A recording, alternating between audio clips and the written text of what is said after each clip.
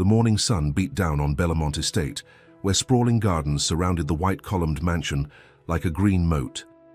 Savannah Bellamont stepped onto the terrace in her designer sundress, large sunglasses perched on her nose despite the early hour. At 25, she moved with the confidence of someone who had never heard the word no. "Daddy!" she called out, spotting her father having breakfast. "There you are." Richard Bellamont, a tall man with silver hair and the sharp eyes of a businessman, looked up from his newspaper. At 62, he was still the most powerful real estate developer in Charleston. "Morning, Princess," he said. "Sleep well?" "Hardly," Savannah said, dropping into a chair. The gardening crew started at 7. Again. She poured herself coffee, adding, "Don't we pay enough to choose when they work?" Richard chuckled. "You know what they say about the early bird, sweetheart." "Well, this bird prefers silence before 9, Savannah muttered. The housekeeper, Mrs. Porter, a plump woman who had worked for the Belmonts for 20 years, approached with a plate of fruit. "Good morning, Miss Savannah. I see you've noticed our new head gardener has started." "New?" Savannah perked up. "What happened to old Mr. Jenkins?" "Retired last week," Richard said, folding his newspaper. "Found a young man with impressive credentials, military background, degree in horticulture. Name's Elijah Reed." Savannah rolled her eyes. "As long as he keeps the grounds looking good for the summer gala." After breakfast, Savannah wandered through the garden, her white heels sinking slightly into the manicured lawn. She spotted a tall figure kneeling by the rose bushes, strong hands working methodically among the thorns. "Excuse me," she called out, her voice carrying the pleasant tone she reserved for the help. "You must be the new gardener." The man stood up slowly. He was taller than she expected, at least 6'2", with broad shoulders and skin the color of polished walnut. His eyes met hers directly, something the staff rarely did. "Yes, ma'am. Elijah Reed." His voice was deep but quiet. Savannah felt a strange flutter but pushed it aside. "Well, Mr. Reed, I'd appreciate if you could start your noisy work after 9. Some of us value our beauty sleep." A flicker of something, amusement maybe, or annoyance, crossed his face before disappearing. "I'll do my best, Miss Bellamont, but roses prefer the morning dew."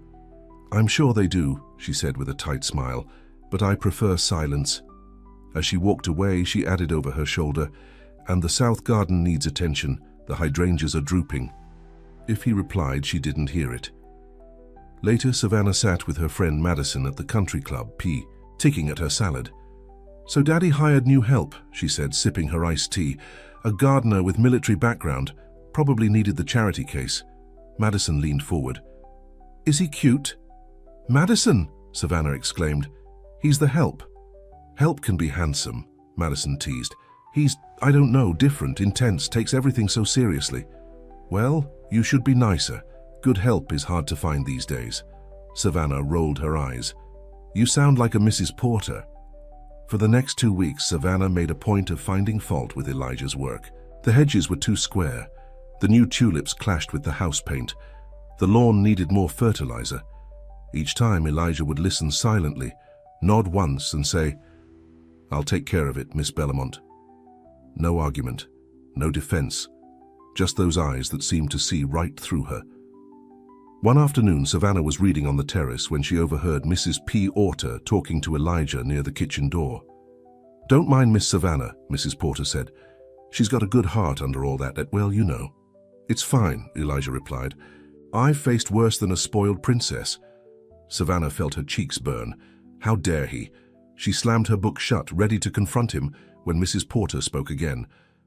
"I heard about your time overseas. Must have been hard." 3 tours in Afghanistan, Elijah said quietly. Los ain't my best friend on the last one. After that, I needed green things, living things. Savannah's anger deflated. She slipped back into her chair, suddenly feeling small. The next day was blistering hot. Richard Bellamont insisted on walking the property with his contractor despite the heat. Savannah watched from the terrace as her father gestured animatedly, discussing plans for expanding the east wing. Elijah was working nearby, installing a new irrigation system. His t-shirt clung to his back with sweat. but he worked steadily, efficiently. Suddenly, Richard stopped mid-sentence. He put a hand to his chest, his face contorting in pain. "Daddy!" Savannah called, noticing something was wrong. Richard took 2 more steps, then collapsed onto the lawn. "Daddy!" Savannah screamed, running across the garden, her heels sinking into the grass. "Someone help! Help!" Before she reached him, Elijah was already there, kneeling beside Richard. With calm, practiced movements, he loosened Richard's tie and collar, then checked his pulse. "Call 911, he ordered the contractor, who stood frozen. "Tell them possible heart attack." Savannah dropped to her knees beside them, her hands shaking. Is he... "He's alive," Elijah said, his voice steady. "But his pulse is irregular." He shifted Richard onto his side in the recovery position, then looked at Savannah. Does he take any medication?" Yes," she stammered. "Heart pills. In his bathroom cabinet." "Go get them," Elijah said firmly. "Hurry." Savannah ran to the house, her legs wobbling beneath her. When she returned with the pills, Elijah was performing CPR. Richard had stopped breathing. Time seemed to slow down. Savannah watched, helpless, as Elijah's strong hands worked to restart her father's heart. After what felt like hours, but was only minutes, Richard gasped, his eyes fluttering open. The ambulance arrived moments later. As the paramedics loaded Richard onto a stretcher, one of them turned to Elijah. "You did good work here. Saved his life, most likely." Elijah nodded once, then stepped back, letting the professionals take over. Savannah stood frozen, watching her father being wheeled away. "Miss Bellamont," Elijah said gently, "you should go with him. I'll take care of things here."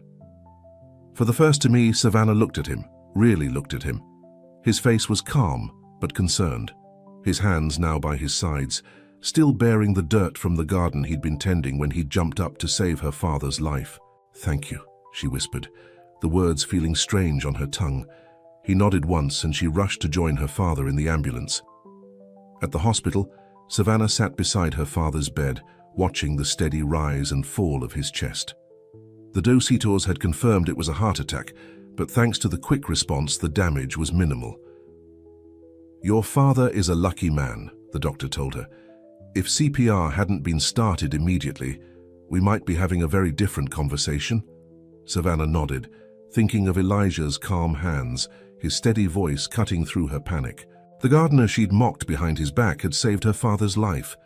When Richard woke up, his first words were, "Who called the ambulance?" "It was Elijah, Daddy, the new gardener. He saved your life." Richard frowned, processing this information. "The military man? Well, I suppose I owe him my thanks." "He performed CPR until the ambulance came," Savannah said quietly. "The doctor said without that you might have—" She couldn't finish the sentence. Richard reached for her hand, squeezing it weakly. "Don't worry, Princess, your old man isn't going anywhere just yet." For the next few days, Savannah barely left the hospital. Friends and business associates came and went, bringing flowers and well wishes. Madison brought her fresh clothes and stayed to keep her company. "So the gardener saved your dad," Madison said, painting her nails in the visitor's chair. "That's like something out of a movie." Savannah stared out the window. "I was awful to him, Maddie. Called him the help behind his back. Made fun of him." And now you feel guilty," Madison said knowingly. "Wouldn't you?" Madison shrugged. "I guess, but it's not like you have to marry him or anything. Just say thank you, maybe give him a bonus and move on." But Savannah couldn't stop thinking about Elijah, about the steady way he'd taken control when she'd fallen apart, about the pain in his voice when he'd mentioned losing his friend in Afghanistan. When Richard was released from the hospital a week later, HE was under strict orders to rest and avoid stress. Savannah took charge of the household, rearranging her father's room downstairs so he wouldn't have to climb the stairs. The day after they returned home, Savannah found herself wandering into the garden. It was early evening, the heat of the day giving way to a gentle warmth. She spotted Elijah by the tool shed, cleaning equipment before putting it away. She approached slowly, suddenly nervous. "Mr. Reed." He looked up, surprised to see her. Miss Bellamont, how's your father doing?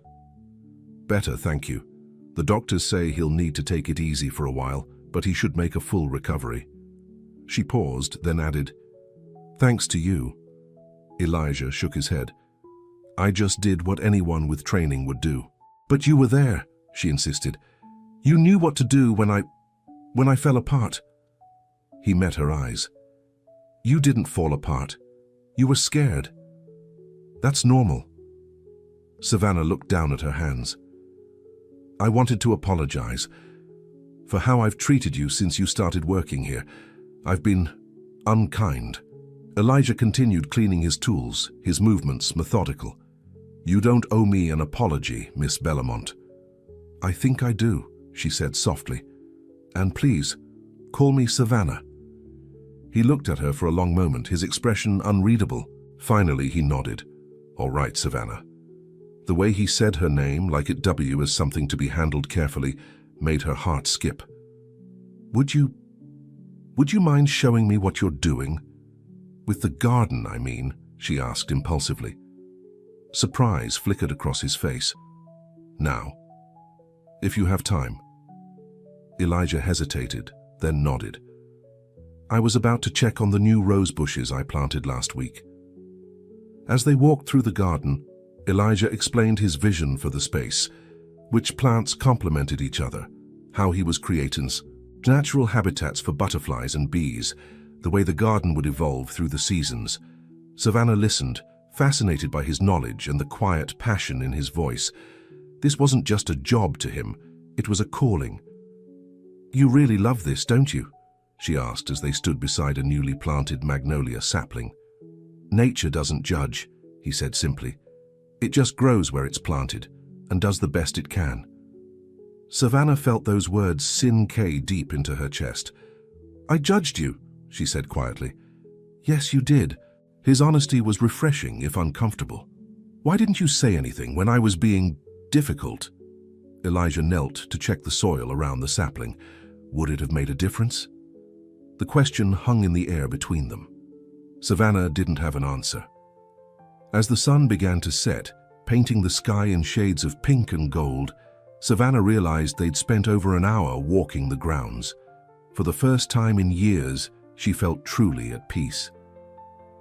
Thank you for the tour, she said as they reached the terrace. You're welcome, Elijah replied. Good night, Savannah. Good night, Elijah.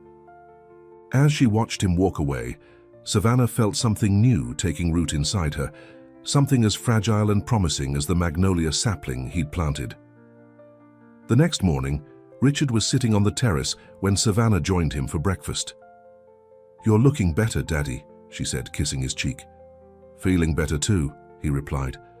Though these pills they've got me on make me feel like an old man. You need to take it easy. Remember what the doctor said. Richard waved a dismissive hand. Speaking of which, I need to thank that gardener. What's his name again? Elijah Reed, Savannah said, perhaps a bit too quickly. Richard raised an eyebrow. Right, well, have Mrs. Porter send him up when he arrives. Actually, I can do it, Savannah offered. I'm going for a walk anyway. She found Elijah in the rose garden, carefully pruning the bushes. The morning light caught in his dark curls, and for a moment, she just watched him work. Good morning, she finally said. He turned, and something like a smile touched his lips. Good morning, Savannah. My father would like to see you to thank you personally. Elijah nodded, setting down his pruning. G-shears. Of course. As they walked back to the house, Savannah said, I was thinking about what you said yesterday, about nature not judging. What about it? I think people could learn a lot from nature. This time his smile was real, transforming his serious face. I think so too. On the terrace, Richard stood to greet them. Mr. Reed, he said, extending his hand. I understand I owe you my life. Elijah shook his hand firmly. I'm just glad I was there, sir. Military training comes in handy, I see. Yes, sir. Richard gestured for him to sit, but Elijah remained standing. I wanted to offer you a token of my appreciation. A bonus, perhaps, or that's not necessary, Mr. Bellamont, Elijah interrupted gently. I didn't help because I expected something in return. Richard looked surprised, then impressed. A man of principle. I respect that. He paused. At least join us for breakfast. Elijah glanced at Savannah, who nodded encouragingly. Thank you, sir. As they ate, Richard questioned Elijah about his military service, his education, his plans for the Belmont Gardens. Savannah watched, fascinated by the easy confidence with which Elijah spoke, so different from the silent man who had taken her criticism without complaint. "And what brought you to Charleston?" Richard asked. Elijah's expression clouded slightly. "A fresh start, sir. After MY last tour, I needed some peace." Richard nodded thoughtfully. "Well, I'm glad you found your way here, not just for my sake." After breakfast, Elijah excused himself to return to work. Savannah walked him back to the garden. "He likes you," she said. "He's grateful," Elijah corrected. "There's a difference. Maybe, but I've never seen him invite an employee to join us for breakfast before." Elijah stopped by the magnolia sapling they'd visited the previous evening. "How's your father really doing?" The concern in his voice touched her. "He's stubborn, already talking about going back to the office next week, even though the doctor said at least a month of rest." "Sounds like someone else I know," Elijah said, a hint of teasing in his voice. Savannah laughed. "I'm not that stubborn." His raised eyebrow said otherwise. For the next week, Savannah found herself spending more and more time in the garden. She brought books outside, claiming the fresh air was good for her, but really, she was watching Elijah work. Sometimes they talked about books, music, the places he'd seen during his military service. Other times they sat in comfortable silence. One afternoon, she brought him iced tea while he worked on a new flower bed. "You don't have to do that," he said, but accepted the glass gratefully. "I know," she replied, sitting on a nearby bench. "I wanted to." Elijah took a long drink, then set the glass down. "Can I ask you something?" "Of course." "Why are you spending so much time out here with me?" The directness of the question caught her off guard. I enjoy your company." "Is it because I saved your father?" Savannah considered this. "That's part of it, I suppose. It made me see you differently." "As a person, you mean, not just the help." She winced at hearing her own words thrown back at her. "I'm sorry about that. You know, in the military, I led a unit of 30 men, made life or death decisions daily, had the respect of my commanders." He looked at her steadily. "Then I come here and suddenly I'm invisible, until I'm not." Savannah felt shame wash over her. "You're right. I never saw you until I needed you." Elijah's expression softened. "People rarely do. See others, I mean, not really." "I'd like to see you now," she said softly. "If you'll let me."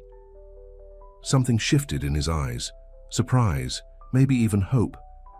But before he could respond, Mrs. Porter appeared at the edge of the garden. "Miss Savannah, your father's asking for you. His business partner, Mr. Whitfield, has arrived." The moment broken, Savannah stood reluctantly. "I should go." Elijah nodded, already turning back to his work. But as she walked away, she heard him say quietly, "I'll be here." Those 3 words stayed with her all evening as she sat through dinner with her father and Douglas Whitfield, her father's oldest friend and business partner. At 65, Whitfield was still sharp as a tack and twice as calculating. "Richard, you're looking well for a man who nearly died," Whitfield said, raising his wine glass. "To second chances." "To second chances," Richard echoed, though he was drinking water on doctor's orders. As the men discussed business, Savannah found her thoughts drifting to Elijah, to the way the sun brought out golden flecks in his brown eyes, to the careful strength in his hands as he worked with delicate plants. "Savannah, are you listening?" Her father's voice cut through her thoughts. "Sorry, Daddy. What did you say?" Richard frowned. "Douglas was asking about the summer gala. It's only 3 weeks away." "Oh, right, everything's on track. The caterers are confirmed and the invitations went out last week." Whitfield nodded approvingly. "Your daughter has your eye for detail, Richard." "That she does, though she's been a bit distracted lately, spending a lot of time in the garden." Something in her father's tone made Savannah tense. "The doctor said you should get fresh air, Daddy. I'm just following instructions." Richard said, unconvinced. And the gardener has nothing to do with it? Whitfield's eyebrows shot up. Gardner? The military fellow who saved you? One and the same, Richard confirmed. Savannah felt her cheeks grow warm. Elijah has been teaching me about the plants. Since I'm home more now, looking after you, I thought I should know more about the estate. Elijah, is it? Richard said mildly. Whitfield set down his fork with a deliberate movement. Richard, may I speak plainly? Always, old friend. I've heard about this gardener from my housekeeper. Seems he's quite the topic of conversation among the staff circles. Whitfield's tone was light, but his eyes were cold. Handsome young man. Exotic. I can see the appeal. Savannah stiffened. There's nothing exotic about Elijah. He's a veteran with a degree in horticulture who happens to be excellent at his job. Of course, my dear, Whitfield said smoothly. No offense intended, it's just unusual, isn't it? A girl like you spending time with a help. Douglas, Richard warned. I'm just looking out for you both, Whitfield insisted. People talk, Richard, especially in our circles. Savannah stood abruptly, her napkin falling to the floor. Excuse me, I need some air. She fled to the garden, anger coursing through her veins. The nerve of that man, with his thinly veiled racism and classism, as if Elijah was somehow beneath her simply because he worked with his hands. The garden was dark, lit only by small pathway lights and the half-moon above. Savannah made her way to the bench near the magnolia sapling, her safe place now. To her surprise, Elijah was there, sitting quietly in the darkness. Savannah? He said, startled. Buhat, are you doing out here so late? I could ask you the same thing, she replied, sitting beside him. I like the garden at night, it's peaceful. Savannah took a deep breath of the jasmine-scented air. Douglas Whitfield is having dinner with us, my father's oldest friend and biggest snob. Elijah chuckled. Hence the escape. He said things about you, about us spending time together. Elijah's face grew serious. I'm not surprised. It made me so angry, Savannah confessed. The way he talked about you, like you were less than. I've heard worse, Elijah said quietly. That doesn't make it right. They sat in silence for a moment, the night sounds of crickets and distant traffic filling the space between them. Maybe he has a point, Elijah finally said. Not about me being less than, but about us spending time together. Your father is my employer, Savannah. There are complications. I don't care, she said fiercely. You're the most real person I've ever met. Everyone else in my life is just playing a part, including me until recently. Elijah turned to face her, his expression hidden in shadow. And what part are you playing now? I'm not sure yet, she admitted. But for the first time I want to find out who I really am, not who my father or society expects me to be. Elijah reached out slowly, hesitantly, and touched her hand. Just a brush of fingers, but it sent electricity up her arm. For what it's worth, he said softly, I like who I'm seeing. Inside the house, a light came on in the dining room, silhouetting Richard and Whitfield against the window.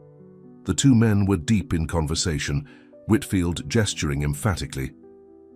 I should go back, Savannah said reluctantly, before they send out a search party. Elijah nodded, withdrawing his hand.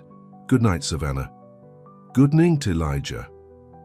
As she walked back to the house, Savannah felt something shifting inside her, like soil being turned over to make way for new growth. Whatever was happening between her and Elijah, it was changing her. And despite the complications, despite what people like Whitfield might say, she wasn't ready to let it go. Not when it felt like she was finally waking up after a lifetime of sleep. The next morning, Savannah found her father in his study, Alray Adi dressed in a business suit despite doctor's orders to rest. Daddy, what are you doing? She asked, leaning against the doorframe. You're supposed to be taking it easy. Richard adjusted his tie in the mirror. Can't lie around forever, Princess. The company won't run itself. It's been running fine without you for 2 weeks. Your heart attack was barely a month ago, which is why I'm only going in for a half day, he compromised. Douglas is picking me up. Savannah frowned at the mention of Whitfield. After last night's dinner, she'd lost what little respect she had for her father's oldest friend. "I don't trust him," she said bluntly. Richard turned to her, eyebrows raised. "Douglas, he's been my right hand for 30 years. He looks at Elijah like he's beneath us, like he's nothing." Richard's expression darkened. "Ah, the gardener again. His name is Elijah, Daddy, and he saved your life." "Effie, for which I'm grateful," Richard said carefully. "But I'm concerned about how much time you're spending with him." Savannah crossed her arms. "He's teaching me about the garden." "Is that all?" Richard asked, his voice gentle but probing. Before Savannah could answer, Mrs. Porter appeared at the door. "Mr. Whitfield has arrived, sir." "Thank you, Mrs. Porter. Tell him I'll be right out." When the housekeeper left, Richard approached Savannah and placed his hands on her shoulders. "I just want what's best for you, Princess. Always have." "I know, Daddy." "Good." He kissed her forehead. "I'll be back for dinner." After he left, Savannah wandered to the kitchen where Mrs. Porter was preparing lunch. "Mrs. Porter, may I ask you something?" "Of course, Miss Savannah." "What do the staff think of Elijah?" Mrs. Porter's hands stilled momentarily. "Mr. Reed? He's well respected, keeps to himself mostly, but always willing to help when needed." She gave Savannah a knowing look. "He's a good man." "Do they talk about him and me?" The housekeeper sighed. "Staff always talk, Miss Savannah. It's what passes for entertainment." "What are they saying?" "That he looks at you like you hung the moon," Mrs. Porter said simply, "and that you've been smiling more since your daddy got sick, which seems a curious thing." Savannah felt her cheeks grow warm. "I've just been spending more time in the garden. It's peaceful." Mrs. Porter said, not fooled for a second. "Well, if you're looking for him, he's working on the fountain today." Savannah headed outside, feeling a flutter in her stomach at the thought of seeing Elijah. She found him by the old stone fountain that marked the center of the garden. He had the pump disassembled, parts laid out methodically on a cloth. "Having trouble?" she asked, approaching.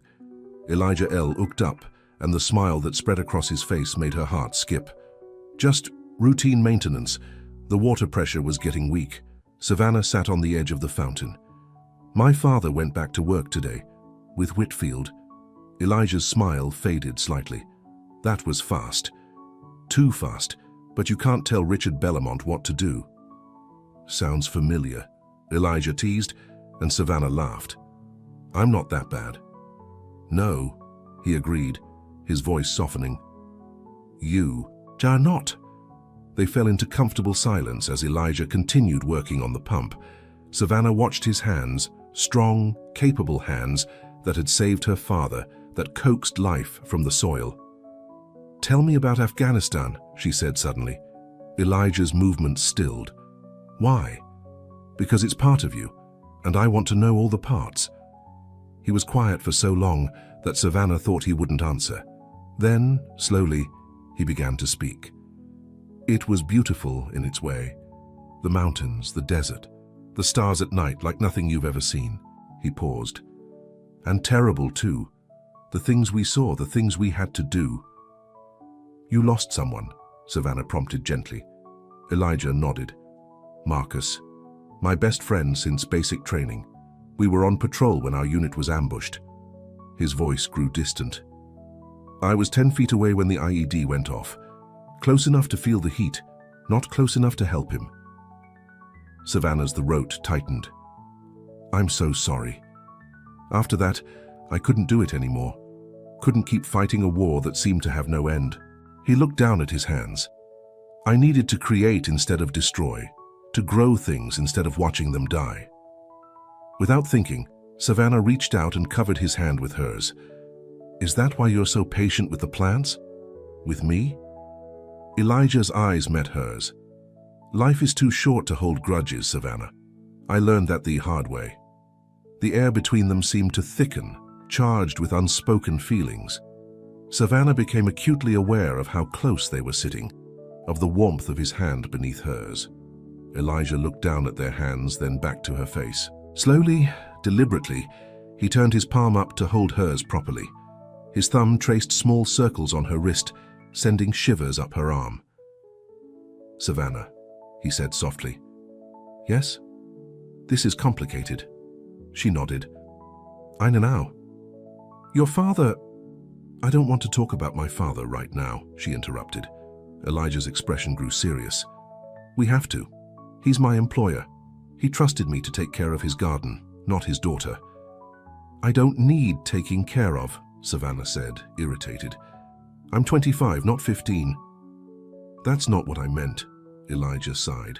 People like your father, like Whitfield, they have expectations, ideas about how the world should work, who belongs where. And you think you don't belong with me? Savannah challenged. Do you remember how you looked at me that first day? Like I was part of the landscape, something to be ordered around and then ignored. The words stung because they were true. I was wrong, she said softly. I was spoiled and selfish and blind. And now? Now I see you, she whispered. I see you, Elijah. He reached up and tucked a strand of hair behind her ear, his fingers lingerie, sung against her cheek. I see you too, Savannah. I always did. The sound of a car coming up the driveway broke the moment. Elijah withdrew his hand quickly and returned to the fountain pump. Your father's home early, he said, his voice neutral again. Savannah stood reluctantly. Will you be here tomorrow? I work here, remember? He said with a small smile. Right. She hesitated, then added, Good night, Elijah. Good night, Savannah. She was halfway to the house when she heard him call her name. She turned back. For what it's worth, he said, some complications are worth it. The words warmed her all the way inside. That evening, Richard seemed distracted during dinner, pushing his food around his plate more than eating it. Everything okay, Daddy? Savannah asked. You're not feeling sick again, are you? No, just business concerns. He set down his fork. Douglas is worried about the Stuart P. Property deal. Says we might lose it if I don't take a more active role. The doctor said... I know what the doctor said, Richard interrupted. But this deal could mean millions for the company. I can't just sit on the sidelines. Savannah sighed. There was no point arguing when her father had that look in his eye. Just promise you'll take it easy. Delegate more to your team. Speaking of the team, Richard said casually, Douglas suggested we hire a NEW landscaping service, one that specializes in estate gardens. Savannah froze. What's wrong with the current gardener? Nothing specifically, but Douglas knows a company that handles all the old estates on the peninsula. Very prestigious. And would fire Elijah, Savannah said flatly. Richard studied her face. It wouldn't be personal, just a business decision. Like hell it wouldn't, Savannah snapped, then immediately regretted her language. Sorry, but Daddy, you can't fire him. The garden has never looked better and he works harder than anyone I've ever seen. It's just a suggestion at this point, Richard said, watching her closely. But I'm curious why you're so passionate about this particular employee. Savannah fought to keep her expression neutral. He saved your life. That seems like a good reason to keep him around. I've thanked him for that, properly, but gratitude doesn't mean I owe him a lifetime position. And Whitfield's suggestion has nothing to do with the fact that Elijah is black. Richard's eyebrows shot up. Savannah, that's a serious accusation. Is it? You should have heard how he talked about Elijah at dinner, like he was some kind of, I don't know, exotic specimen. Douglas is old-fashioned, but he's not a racist. Old-fashioned is wearing bow ties and holding doors open. Old-fashioned is not treating people like you're invisible because they work with their hands.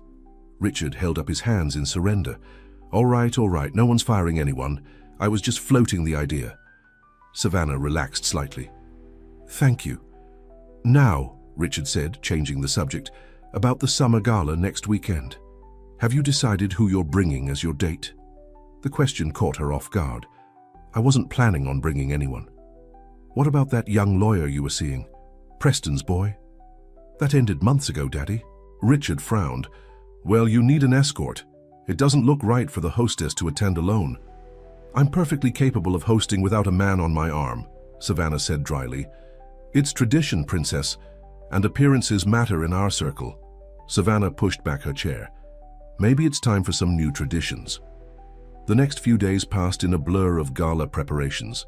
Savannah oversaw the caterers, the florists, the party planners, all while keeping an eye on her father to make sure he wasn't overexerting himself. Despite the busyness, she still found time to visit Elijah in the garden. Their conversations had grown deeper, more personal. She told him about her mother, who had died when Savannah was just 12, leaving her alone in a house full of staff, but empty of maternal love. He shared stories of his childhood in a small town in Georgia, where his mother had taught him to garden in their tiny backyard. One afternoon, they sat beneath the shade of the old oak tree, sharing a lunch Savannah had asked Mrs. Porter to prepare. "What will you do after this?" Savannah asked, passing him a sandwich. "After lunch?" Elijah asked, confused. "No, after this job. Do you have plans, dreams?" Elijah considered the question. "I'd like my own nursery someday, a place to grow plants from seed, create new hybrids maybe." "That sounds wonderful," Savannah said sincerely. "What about you?" he asked. "What does Savannah Bellamont dream of?" The question stumped her. No one had ever asked her that before. "I don't know," she admitted. "I've always just followed the path laid out for me. College, charity work, managing the social calendar. And that's enough?" Savannah looked out across the garden at the vibrant flowers, the structured hedges, the wild patches Elijah H. had added that looked random but were carefully planned. "It used to be," she said softly. "Now I'm not so sure." Elijah studied her face. "What changed?" "You know what changed," she said, meeting his eyes. The air between them crackled with tension. Elijah set down his sandwich and leaned closer. "Savannah, there you are," a voice called from across the lawn. Savannah turned to see Madison walking toward them, designer sunglasses perched on her nose, and a shopping bag in her hand. "Maddie, what are you doing here?" "Dropping off your dress for the gala, of course. Mrs. Porter said you were out here." Madison's eyes moved from Savannah to Elijah with undisguised curiosity. "You must be the famous Elijah." He stood politely. "Nice to meet you, Mom." "Madison Wells," she said, extending her hand. "Savannah's oldest friend and chief gossip gatherer." Elijah shook her hand briefly, then began packing up the remains of their lunch. "I should get back to work. Thank you for lunch, Miss Bellamont." Savannah noted his return to formality with a pang. "Of course, Mr. Reed." When he was out of earshot, Madison plopped down beside Savannah with a low whistle. "Well, well, well, you didn't tell me he was gorgeous." "Keep your voice down," Savannah hissed. "And those arms, I'm guessing that's not from pushing papers at a desk job." "Madison, please." Her friend's eyes widened. "Oh my God, you like him?"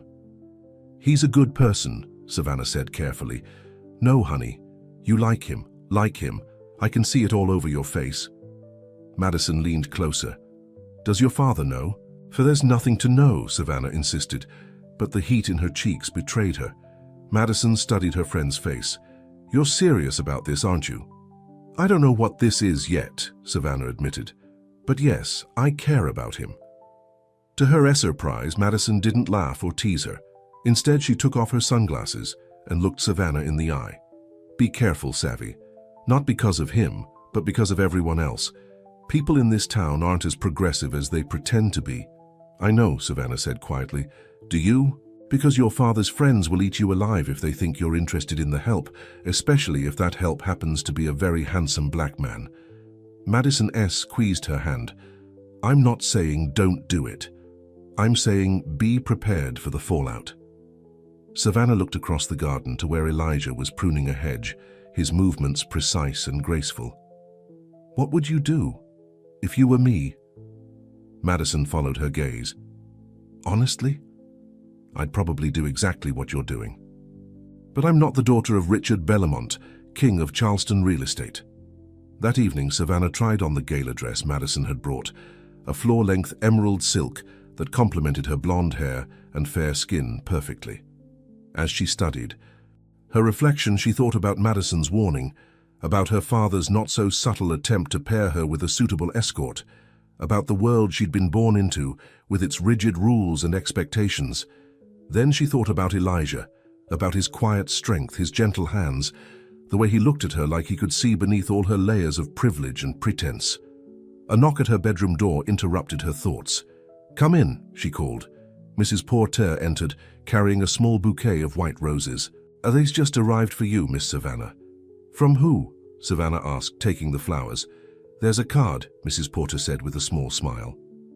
When the housekeeper left, Savannah opened the tiny envelope tucked among the blooms. Inside was a simple message. "Some complications are worth it. E." She pressed the card to her chest, heart pounding. Then, making a sudden decision, she picked up her faux knee and dialed. "Madison, it's me. I need your help with something." The day of the gala arrived with perfect weather. Clear blue skies and a gentle breeze that carried the scent of flowers through the open windows.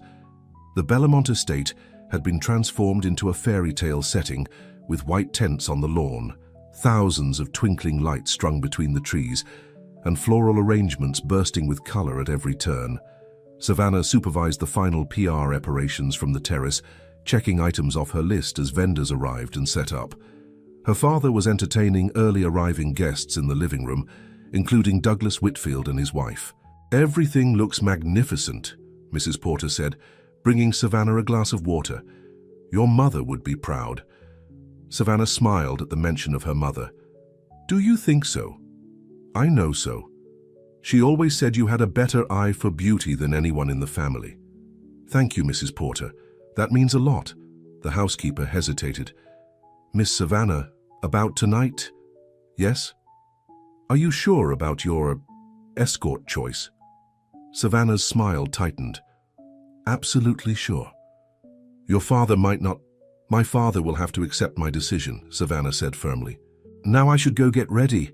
Guests will be arriving in full force soon." In her room, Savannah took extra care with her appearance, her hair swept up in an elegant twist, emerald earrings that had belonged to her mother, the silk dress that made her feel both powerful and feminine. Madison arrived early to help her with the final touches. "Are you really going through with this?" she asked as she applied Savannah's lipstick. "Yes," Savannah said simply. "Your father is going to have a coronary. Another one. He'll survive." Madison capped the lipstick. "Well, I for one can't wait to see Whitfield's face. That old dinosaur needs a good shock to his system." Downstairs, the party was in full swing. The Charleston elite had turned out in force, old money families, business leaders, politicians. Richard Bellamont stood in the center of it all, holding court despite his recent health scare. "Where's Savannah?" he asked Mrs. Porter as she passed with a tray of champagne. "Most of the guests have arrived." "She'll be down shortly, sir," Mrs. Porter replied, avoiding his eyes. A few minutes later, a hush fell over the crowd near the grand staircase. Richard turned to see what had caught everyone's attention. Savannah stood at the top of the stairs, radiant in her emerald dress. But it wasn't her beauty that had silenced the room. It was the man standing beside her, offering his arm. Elijah wore a perfectly tailored black suit, his normally work-roughened hands clean and bare of calluses. His posture was military straight-tee, his expression calm but alert. Savannah took his arm with a smile, and together they descended the staircase. The whispers started immediately, spreading through the crowd like wildfire. Richard's face went from shock to anger, to a carefully composed neutral expression in the space of seconds. Beside him, Douglas Whitfield looked like he'd swallowed something unpleasant. "What is she thinking?" Whitfield muttered. "Not now, Douglas," Richard said through H-gritted teeth. Savannah and Elijah made their way through the crowd, which parted before them like the Red Sea. Some guests nodded politely, others averted their eyes, a few bold ones stared openly. "Are you okay?" Elijah whispered. "Never better," Savannah replied, though her heart was pounding. They reached Richard, who managed a tight smile. "Savannah, you look beautiful." "Thank you, Daddy." "You remember Elijah?" "Of course," Richard said stiffly. "Mr. Ried, I didn't realize you'd be attending as a guest." "I invited him," Savannah said firmly. Whitfield cleared his throat. "Richard, Margaret was just asking about the new development on the river. Perhaps you could explain it to her." It was a transparent attempt to separate father and daughter. Richard glanced between Whitfield and Savannah, clearly torn. "Go ahead, Daddy," Savannah said. I'll make sure everyone's enjoying themselves." After a moment's hesitation, Richard allowed Whitfield to lead him away, but not before giving Elijah a look that could freeze water. "That went well," Elijah said dryly when they were alone. "About as expected," Savannah agreed. "Are you regretting saying yes yet?" Elijah looked down at her, his eyes warm. "Not for a second." As the evening progressed, Savannah made a point of introducing Elijah to everyone, emphasizing his military background and his education.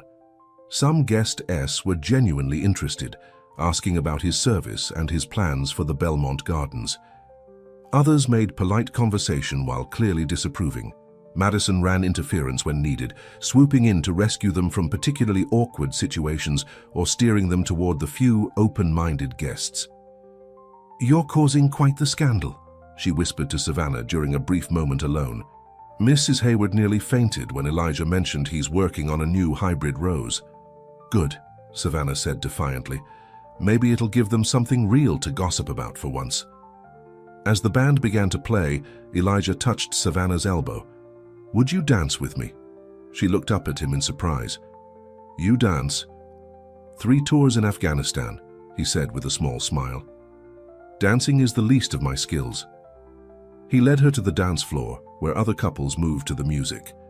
As they joined in, several people stopped to watch, but Elijah seemed unfazed by the attention. "Where did you learn to dance like this?" Savannah asked as he guided her smoothly around the floor. "My mother insisted all her boys learn. Said a man who can dance can navigate any social situation." "Smart woman. She would have liked you," Elijah said softly. The simple statement touched Savannah deeply. "Tell me about her." As they danced, Elijah spoke of his mother, a school librarian who had raised 3 boys on her own after his father died, who had tended her garden like it was an extension of her soul, who had pushed her sons to get an education despite the odds stacked against them. "She sounds amazing," Savannah said. Is. She's still in Georgia, wondering when I'm going to settle down and give her some grandbabies, as she puts it." Savannah laughed. All mothers seem to want that, regardless of background. "Some things are universal," Elijah agreed. From across the room, Richard watched his daughter and the gardener with a troubled expression.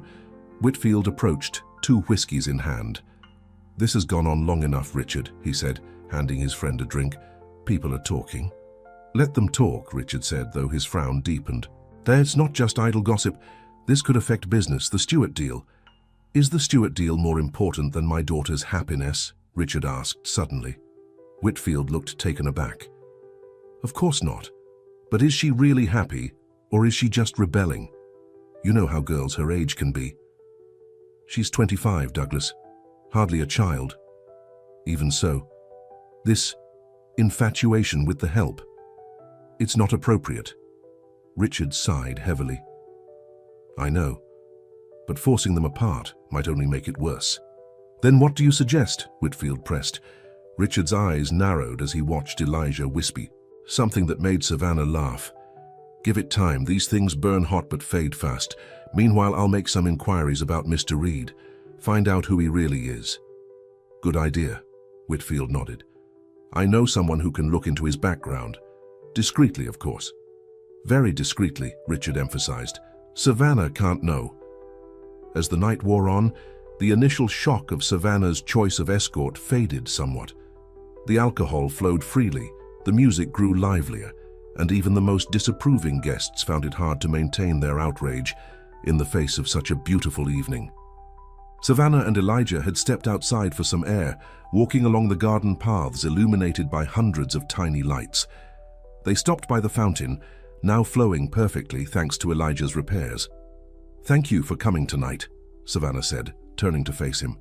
"I know it wasn't easy." "Easier than Afghanistan," he joked, then grew serious. "But not without risks." "What do you mean?" Elijah gestured toward the house. "Your father is a powerful man, Savannah. He could make things difficult for me if he wanted to." "He wouldn't," Savannah insisted, but uncertainty crept into her voice. "Wouldn't he? If he thought I was taking advantage of his daughter." "Is that what you're doing?" she challenged. Elijah stepped closer, close enough that she could feel the warmth radiating from his body. What do you think? I think, Savannah said softly, that I've never felt more like myself than when I'm with you. He reached up to touch her face, his fingers tracing the curve of her cheek. Savannah. Yes. I'm falling in love with you, he said simply, and it terrifies me. Her heart soared at his words. Why terrified? Because loving you comes with complications I never asked for, because the world sees us and doesn't understand, because your father could destroy everything I've worked for with a single phone call. I won't let him, Savannah promised fiercely. Elijah smiled sadly. You might not have a choice. Before she could respond, Madison appeared on the path. Savannah, your father's looking for you. He wants to make the traditional host toast. Savannah sighed. I'll be right there. When Madison left, she turned back to Elijah. This conversation isn't over. I know, he said. Go, be the perfect hostess. I'll be here. Inside, Richard stood at the center of the main room, champagne glass in hand. His face brightened when he spotted Savannah. Ah, there she is, the woman who made all this possible. The guests applauded as Savannah joined her father. He handed her a glass of champagne. Every year, Richard began, addressing the crowd, the Belmont Summer Gala brings together the finest people in Charlestown. And every year, I'm reminded of how lucky I am to call this place home. He turned to Savannah. This year is special, not just because of the spectacular job my daughter has done organizing everything, but because I'm here at all. A murmur of agreement rippled through the crowd. Everyone knew about Richard's heart attack. A few weeks ago, I nearly left this world, he continued, but thanks to quick thinking and decisive action, I was given a second chance. His eyes scanned the room until they found Elijah, standing quietly at the back. Mr. Reed, I owe you my life. And tonight I want to publicly thank you for your service, not just to this country, but to my family. Elijah looked startled by the acknowledgement. He nodded once, accepting the thanks with dignity. To second chances, Richard said, raising his glass, and to the people who make them possible. To second chances, the crowd echoed Dr. Inking. Savannah watched her father curiously. This public acknowledgement of Elijah was unexpected, especially after his earlier reaction. As the toast ended and the guests resumed their conversations, she approached her father. That was nice, Daddy. Thank you. Richard smiled tightly. He did save my life. Credit where credit is due. Does this mean you're okay with him being my date tonight? Richard's smile faded. Let's talk about that tomorrow, S. Halwey. Tonight is for celebration. The evasive answer set off warning bells in Savannah's mind, but before she could press further, more guests approached to compliment the gala. By midnight, the party was winding down. Guests began to leave in waves, the staff efficiently clearing glasses and plates as the crowd thinned. Savannah found Elijah in the garden again, sitting on the bench beneath the magnolia tree, their spot. There you are, she said, sitting beside him. I've been looking for you. Just getting some quiet, he replied. It's been a full evening. Savannah leaned her head against his shoulder, exhaustion suddenly catching up with her. You were amazing. Thank you for doing this. Elijah put his arm around her, pulling her closer. For you, I'd face worse than judgmental stares and whispered comments. They sat in comfortable silence for a moment, listening to the distant sounds of the P. Artie's end, car doors closing, final goodbyes being called across the lawn. Elijah. What you said earlier about falling in love with me? Savannah lifted her head to look at him. I'm falling in love with you too. In the moonlight, his eyes were dark and serious. Are you sure? About what that means? What you might have to give up? What would I be giving up that's worth anything compared to this? She asked. Empty social events? My father's approval for marrying the right kind of man? Your world, Savannah. The only one you've ever known. She took his face in her hands. Then maybe it's time I found a new world. Elijah searched her eyes, looking for doubt or uncertainty. Finding none, he leaned forward and kissed her. The moment his lips touched hers, Savannah felt something inside her shift, like puzzle pieces finally clicking into place. His kiss was gentle at first, tentative, but as she responded, it deepened into something more urgent, more real than anything she'd ever experienced. When they finally broke apart, both breathing heavily, Elijah rested his forehead against hers. "I've wanted to do that since the day you brought me iced tea and asked about Afghanistan." Savannah smiled. "I've wanted you to do that since the day you saved my father and looked at me with those steady eyes of yours." They might have stayed there all night, lost in each other, if not for the sound of footsteps on the garden path. They separated quickly, but not quickly enough. Douglas Whitfield stood a few feet away, his expression a mixture of shock and disgust. "Well," he said coldly. "Richard needs to see this." "Mr. Whitfield," Savannah began, standing up. "This isn't—" "Save it," he interrupted. "I warned your father this was happening. Guess I was right." Elijah stood as well, his posture straight and unapologetic. "Sir, with all due respect, what happens between Savannah and me is none of your business." Whitfield's face darkened. "You forget your place, boy. You work for the Bellomonts. You don't socialize with them, and you certainly don't put your hands on Richard's daughter." "Douglas," Savannah gasped, "how dare you speak to him that way?" "How dare I? How dare you bring shame to your family name by carrying on with the help?" Whitfield's voice rosy with each word. "What would your mother think?"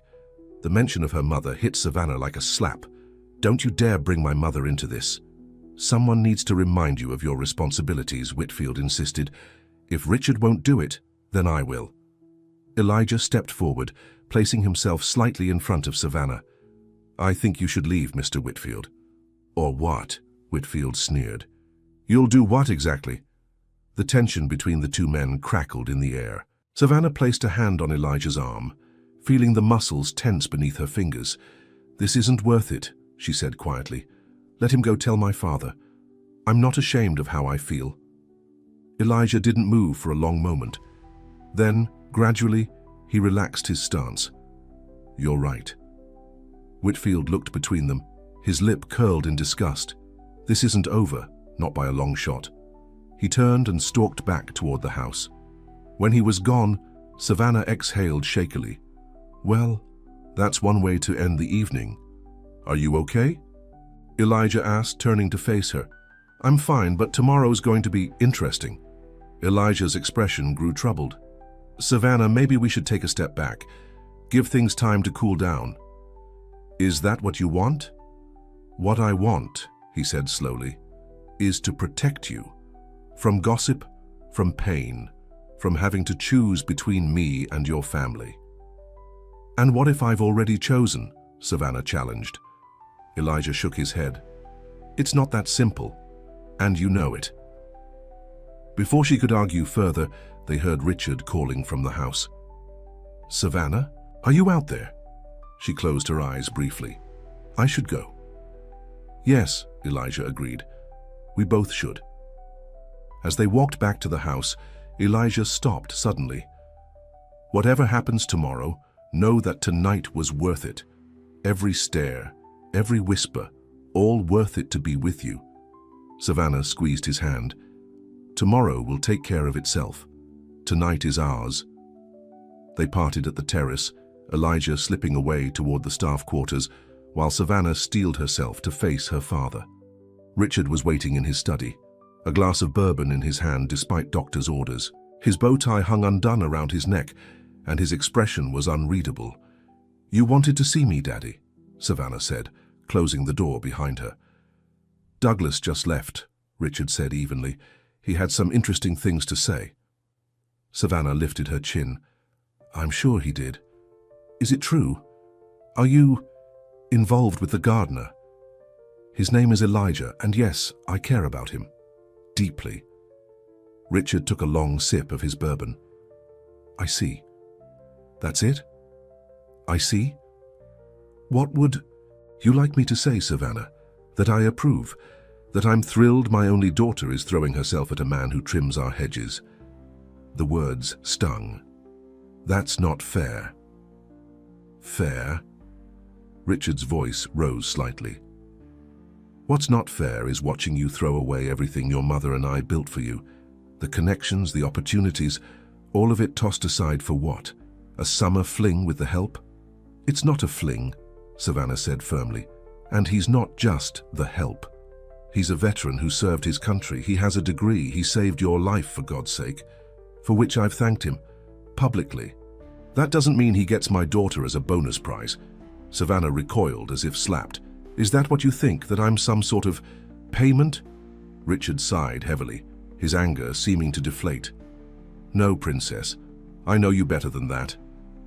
He set down his glass and rubbed his temples. But you have to understand how this looks. I don't care how it looks. Well, you should. Because in our world, appearances matter. People talk. Business deals are made or broken on reputation. So that's what this is about, your business? It's about your future, Richard insisted. What kind of life do you think you'd have with him? Where would you live? What would you do? Have you thought about any of that? The questions hit Savannah like cold water. She hadn't thought that far ahead. Everything with Elijah had been so new, so consuming, that practical concerns hadn't entered her mind. We would figure it out, she said, less confidently. Richard's expression softened slightly. Savannah, I don't doubt that he's a good man. What he did for me proves that. But good intentions don't build a life together, not in the real world. So what are you saying, that I should just end it? I'm saying you should think carefully about what you're risking. And for what? A man you've known for what? A month? Savannah had no answer for that. It had been just over a month since Elijah had come into their lives, though it felt like much longer. Richard stood and approached his daughter, placing his hands on her shoulders. Get some sleep. Things will look clearer in the morning. As Savannah turned to leave, Richard added, Oh, and Savannah, Mr. Reed won't be coming to work tomorrow. I've given him the day off. The implied message was clear. Stay away from him. Savannah slept fitfully, her dreams a jumble of disapproving faces and Elijah's warm eyes. She woke early, before the sun had fully risen, and slipped downstairs in her robe. The house was quiet, the staff not yet arrived to clean up after the gala. Savannah made herself coffee and carried it to the terrace, watching the garden emerge from darkness as dawn broke. Her eyes were drawn to the small cottage at the edge of the property, the head gardener's residence, where Elijah had been staying since taking the position. A light was on inside, a warm glow against the blue-grey dawn. Without thinking too much about it, Savannah set down her coffee and walked across the dewy lawn. Her silk slippers were soaked through by the time she reached the cottage door, but she didn't care. She knocked softly. After a moment, Elijah opened his door. He was already dressed in jeans and a t-shirt, a mug of coffee in his hand. His eyes widened at the sight of her. Savannah, what are you doing here? I couldn't sleep, she said simply. He glanced past her toward the main house, then stepped back. Come in. The cottage was small but neat, a single room with a kitchenette in one corner, a bed in another, and a sitting area with a small sofa and bookshelf. Plants lined the windowsills, small potted experiments that weren't ready for the main garden. It's not much, Elijah said, suddenly self-conscious. It's perfect, Savannah replied, meaning it. The space felt like him, practical, thoughtful, with quiet beauty in the details. Your father gave me the day off, Elijah said, offering her a seat on the sofa. His way of keeping us apart, I assume. Probably, Savannah admitted. He and I had a discussion last night, after Whitfield left. How bad was it? Could have been worse. He didn't forbid me from seeing you, at least not directly. Elijah sat beside her, close but not touching, but he made his feelings clear. Yes. They were silent for a moment, the only sound the ticking of a small clock on the wall. Maybe he's right, Elijah finally said. Savannah turned to him sharply. What? Not about us being wrong for each other, he clarified quickly, but about the complications, the difficult LTIs. So what are you saying? That we should just give up because it's hard? Elijah took her hand. I'm saying we need to be realistic. Your father may not approve, but at least he hasn't fired me yet. That's something. Yet being the operative word, Savannah said bitterly. I can find another job, Savannah. That's not what worries me. Then what does? His eyes met hers, serious and searching. I don't want to be the reason you lose your family. Why our life here? It's my choice to make, she insisted. Is it? Really? Elijah squeezed her hand gently. If your father forced you to choose, him or me, what would you do? The question hung between them, heavy with implications. Savannah wanted to say she would choose Elijah without hesitation, but the truth was more complicated. Her father was her only family, the man who had raised her alone after her mother died. Could she really cut him out of her life? I don't know, she admitted quietly. Elijah nodded, as if her answer confirmed something he already knew. That's why we need to be careful. Take things slow. How slow? Slow enough that people get used to the idea of us. Slow enough that your father sees I'm serious about you, not just taking advantage. Savannah leaned her head against his shoulder. And if they never accept us? Then we'll deal with that when the time comes, Elijah said, wrapping an arm around her. But let's not borrow trouble. They sat together as the sun rose fully, casting warm light across the cottage floor. In that peaceful moment, it was easy to believe that everything would work out somehow. A knock at the door shattered the illusion. Elijah tensed, then stood to answer it. Mrs. Porter stood outside, her expression apologetic. Mr. Bellamont is asking for Miss Savannah, she said. He's in quite a state. Thank you, Mistress Porter, Savannah called from inside. Tell him I'll be right there. When the housekeeper left, Savannah turned to Elijah. Duty calls. Go, he said. And Savannah, whatever he says, remember that this, he gestured between them, is real. Not a rebellion or a phase or whatever he might call it. I know, she said, reaching up to touch his face. I'll find you later. Back at the main house, Savannah found her father in the dining room with Douglas Whitfield. Both men looked up when she entered. Whitfield with smug disapproval, her father with barely contained anger. Where have you been? Richard demanded. Walking in the garden, Savannah lied smoothly. Clearing my head after last night. Dressed like that? Whitfield said skeptically, eyeing her robe and wet slippers. Savannah ignored him, focusing on her father. What's going on? Richard pushed a folder across the table toward her. Douglas T. Ook the liberty of looking into Mr. Reed's background. You did what? Savannah's voice rose in disbelief. It's standard practice to vet employees, Whitfield said smoothly. Especially ones who get close to the family. Savannah's hand hovered over the folder. I don't want to see this. Whatever you've dug up, it's an invasion of privacy. Read it, Richard insisted. You need to know who you're getting involved with. With reluctance, Savannah opened the folder. Inside were printouts of newspaper articles, military records, and what looked like court documents. What am I looking at? She asked, skimming the papers. Your gardener friend has a record, Whitfield said. Arrested during a protest in Atlanta 3 years ago. Charges were dropped, but still, not exactly the clean-cut veteran he presents himself as. Savannah read the article more carefully. This was a peaceful protest against police brutality. Over 1,000 people were there. Keep reading, Richard said grimly. Savannah turned to the next page and felt her blood run cold. It was a military report detailing an incident in Afghanistan. Elijah's unit had been involved in a firefight that resulted in civilian casualties. 3 children had died. Oh my God, she whispered. Not quite the hero you thought, is he? Whitfield said. Savannah read further, her hands shaking. The report concluded that Elijah's unit had acted in self-defense after being fired upon from a compound where insurgents were hiding among civilians. An investigation had cleared them of wrongdoing, but the psychological impact on the soldiers had been severe. This was what Elijah had meant when he talked about needing green things, living things after the war, about needing to create instead of destroy. Did you even read this whole report? She asked, looking up at Whitfield. His unit was cleared. They were attacked first. That doesn't change the fact that he has blood on his hands, Whitfield said. He was a soldier, Savannah exploded, following orders, serving his country. How dare you use this against him? Richard held up a hand. Savannah, calm down. Douglas is just trying to help. Help who? You? Your business?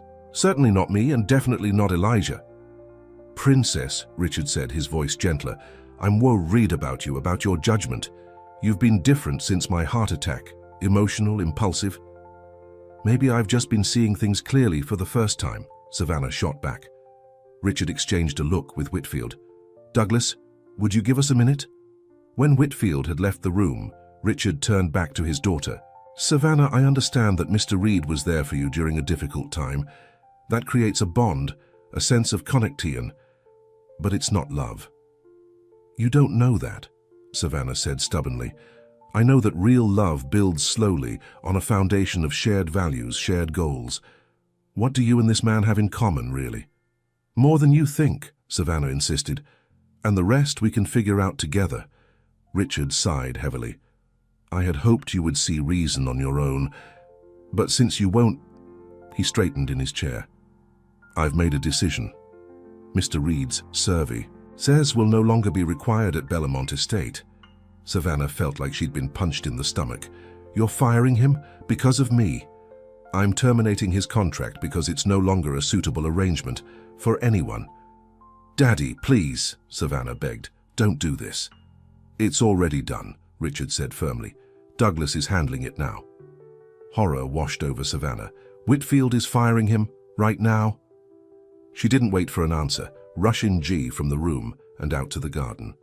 She ran toward the cottage, her robe flapping behind her, but skidded to a halt when she saw Whitfield standing on the cottage step, speaking to Elijah. From her position behind a large hedge, Savannah could hear their voices clearly. 2 weeks severance, which is more than generous considering the circumstances, Whitfield was saying, his tone condescending. And what circumstances are those exactly? Elijah as Ked, his voice cold but controlled. Don't play innocent. Your involvement with Miss Bellamont is inappropriate and unprofessional. My personal life is none of your business, Mr. Whitfield. Whitfield laughed, a harsh sound. When you start seducing the boss's daughter, it becomes business. You're lucky Richard isn't pressing charges. Charges? Elijah's voice rose slightly. For what? Taking advantage of a vulnerable young woman. Manipulation. Using your position to gain access to the family. Savannah had heard enough. She stepped out from behind the hedge. That's a lie, and you know it. Both men turned in surprise. Whitfield recovered first, his expression hardening. Savannah, this doesn't concern you. It absolutely concerns me. You're firing a man based on lies and insinuations. Your father has made his decision, Whitfield said firmly. My father doesn't know the whole story. And what story is that? That you've developed some schoolgirl crush on the help? That you're rebelling against your upbringing by slumming it with the gardener? Elijah stepped forward, his jaw tight. Mr. Whitfield, I suggest you choose your next words very carefully. Or what? Whitfield sneered. You're in no position to make threats, Reed. You're fired effective immediately. Pack your things and be off the property by noon.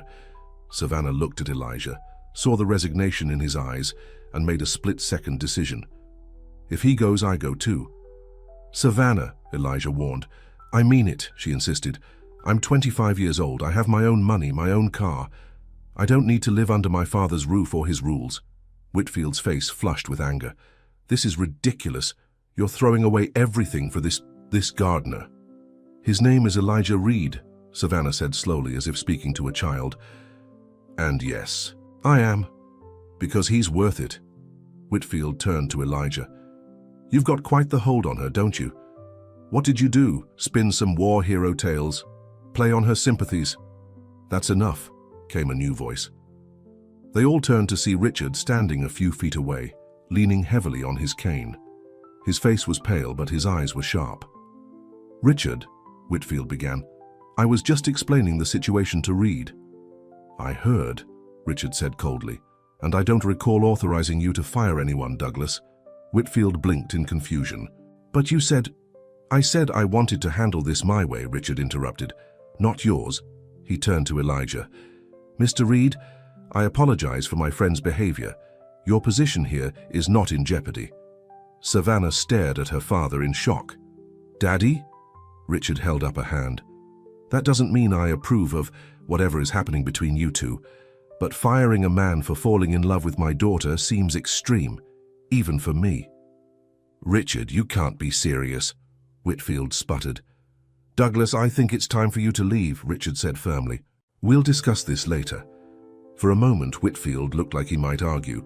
Then, with a final glare at Elijah, he stalked off toward his car. When he was gone, an awkward silence fell over the three of them. "Thank you," Elijah finally said to Richard, "for not firing me." Richard nodded once. "Don't thank me yet. We still need to talk, all three of us, but not now. I'm not feeling well." As if to emphasize his point, he swayed slightly. Elijah moved quickly to steady him. "Daddy," Savannah said, alarmed. "Are you okay?" "Just tired," Richard said, though his face had grown even paler. Too much excitement for an old man with a bad heart. "Let me help you back to the house," Elijah offered. Richard hesitated, then nodded. With Elijah H. supporting him on one side and Savannah on the other, they made their way slowly back to the mansion. Inside, Richard insisted he just needed to rest. Savannah helped him to his room while Elijah waited downstairs. "Why did you change your mind?" Savannah asked as she helped her father into bed. "About firing Elijah?" Richard sighed. "When I heard you say you'd leave with him, I realized I was about to lose you. And for what? Pride? Appearances?" He shook his head. "Your mother would be ashamed of me." Tears filled Savannah's eyes. "Daddy, don't misunderstand," Richard said firmly. "I still have concerns, serious ones, but firing him wouldn't solve anything. It would just drive you away. I love him," Savannah said simply. Richard studied her face. "Maybe you do, but love isn't always enough, Princess. Remember that." After making sure her father was comfortable, Savannah returned downstairs to find Elijah waiting in the living room, looking out of place among the expensive furnishings. "How is he?" Elijah asked. "Resting. He says he's fine, but I'm worried. This kind of stress can't be good for his heart." Elijah nodded. "I should go. Give you both some space." "No," Savannah said firmly. "I'm tired of space and waiting and worrying about what everyone else thinks." She stepped closer to him, taking his hands in hers. "When I said I would leave with you, I meant it. Not as a threat or a bluff, but because I choose you, Elijah. I choose us." Elijah searched her face. "What about your father? Your life here?" "I love my father and I always will, but I can't live my life for him. And if he never accepts us, then that's his choice," Savannah said simply, "just like this is mine." Elijah pulled her into his arms, holding her tightly against his chest. She could feel his heart beating, strong and steady like everything else about him. "I love you," he whispered against her hair, "and I promise whatever happens, we'll face it together." For the rest of the day, they existed in a strange limbo.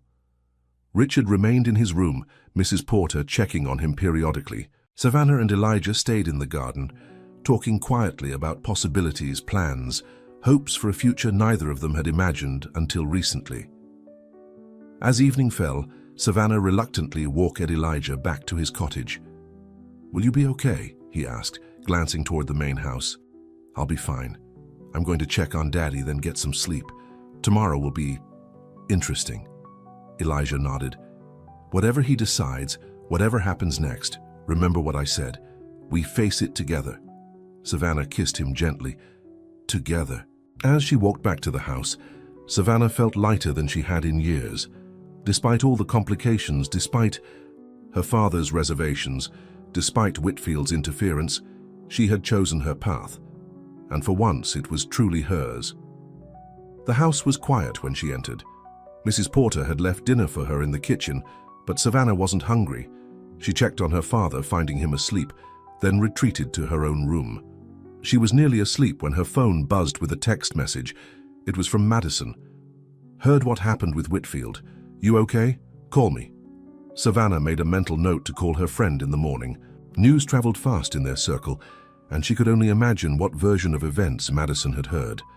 Another text came through, this one from Elijah. "Good night, Savannah. Whatever tomorrow brings, today was worth it." She smiled, replying simply, "Every day with you is worth it." With that comforting thought, she drifted off to sleep. The next morning, Savannah woke early, determined to have a proper conversation with her father. They needed to clear the air, to establish boundaries and expectations going forward. But when she knocked on his bedroom door, there was no answer. "Daddy," she called, knocking again. Concerned, she opened the door. The bed was empty, neatly made. On the nightstand was a note in her father's handwriting. "Gone to the office with Douglas. Don't wait up. Dad." Savannah's heart sank. After everything that had happened yesterday, her father had gone to work with Whitfield? It didn't make sense. Unless he was just pretending to accept her relationship with Elijah. Unless this was the calm before the storm. She grabbed her phone and dialed her father's number. It went straight to voicemail. "Daddy, it's me. Call me when you get this. We need to talk." Next, she tried calling Whitfield's office. His secretary informed her that Mr. Whitfield and Mr. Belmont were in a meeting and couldn't be disturbed. A sense of foreboding settled over Savannah. She quickly dressed and headed outside to find Elijah. He was in the rose garden, carefully deadheading spent blooms. The simple, methodical task seemed to bring him peace. "Elijah," she called, hurrying toward him. He turned, smiling when he saw her, but the smile faded as he registered her worried expression. "What's wrong?" "My father's gone. Left a note saying he went to the office with Whitfield." Elijah frowned. "After yesterday, that seems suspicious," Savannah finished. "Exactly, and neither of them is answering their phones." "Maybe it really is just work," Elijah suggested, though he didn't sound convinced. "Maybe, but I can't shake the feeling that something's not right." As if on cue, Savannah's phone rang. It was Madison. "Maddie, I can't talk right now," Savannah answered.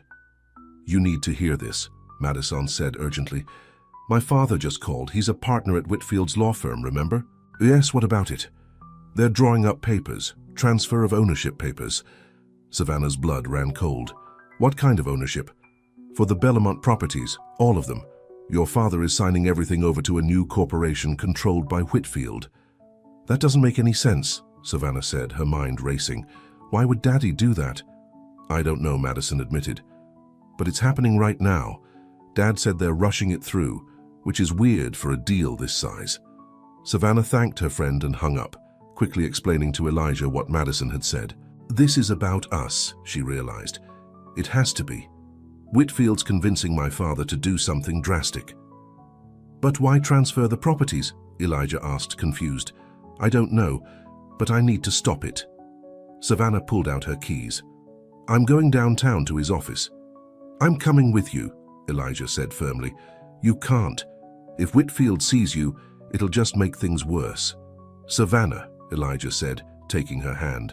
"Whatever's happening, we face it together. Remember." She hesitated, then nodded. Together. The drive to Whitfield and Associates took 20 minutes, during which Savannah tried repeatedly to reach her father. Each call went straight to voicemail. "Something's not right," SHE said, as they pulled into the parking garage. "Daddy never turns off his phone during business hours." The receptionist in the lavish lobby looked surprised to see Savannah and downright shocked when she noticed Elijah behind her. "Miss Belmont, we weren't expecting you." "Where's my father?" Savannah demanded. "He's in the conference room with Mr. Whitfield and the partners." "But they can't be disturbed." Savannah didn't wait for the rest, striding toward the elevators with Elijah close behind. "Savannah," he said quietly as they rode up to the top floor, "are you sure about this?" "No," she admitted, "but I'm sure something's wrong." When the elevator doors opened, they were met by Whitfield's personal assistant, a stern-faced woman who immediately moved to block their path. "Miss Belmont, I'm afraid Mr. Whitfield is in a meeting." "With my father," Savannah finished. "I know, where are they?" "The ACD." Assistant hesitated, clearly torn between her loyalty to her boss and the awkwardness of physically restraining a client's daughter. "Main conference room," she finally said, "but they left strict instructions not to be interrupted." "Consider them interrupted," Savannah said, brushing past her. The main conference room was at the end of the hall, its double doors closed. Savannah could hear muffled voices inside, her father's among them. Without knocking, she pushed open the doors.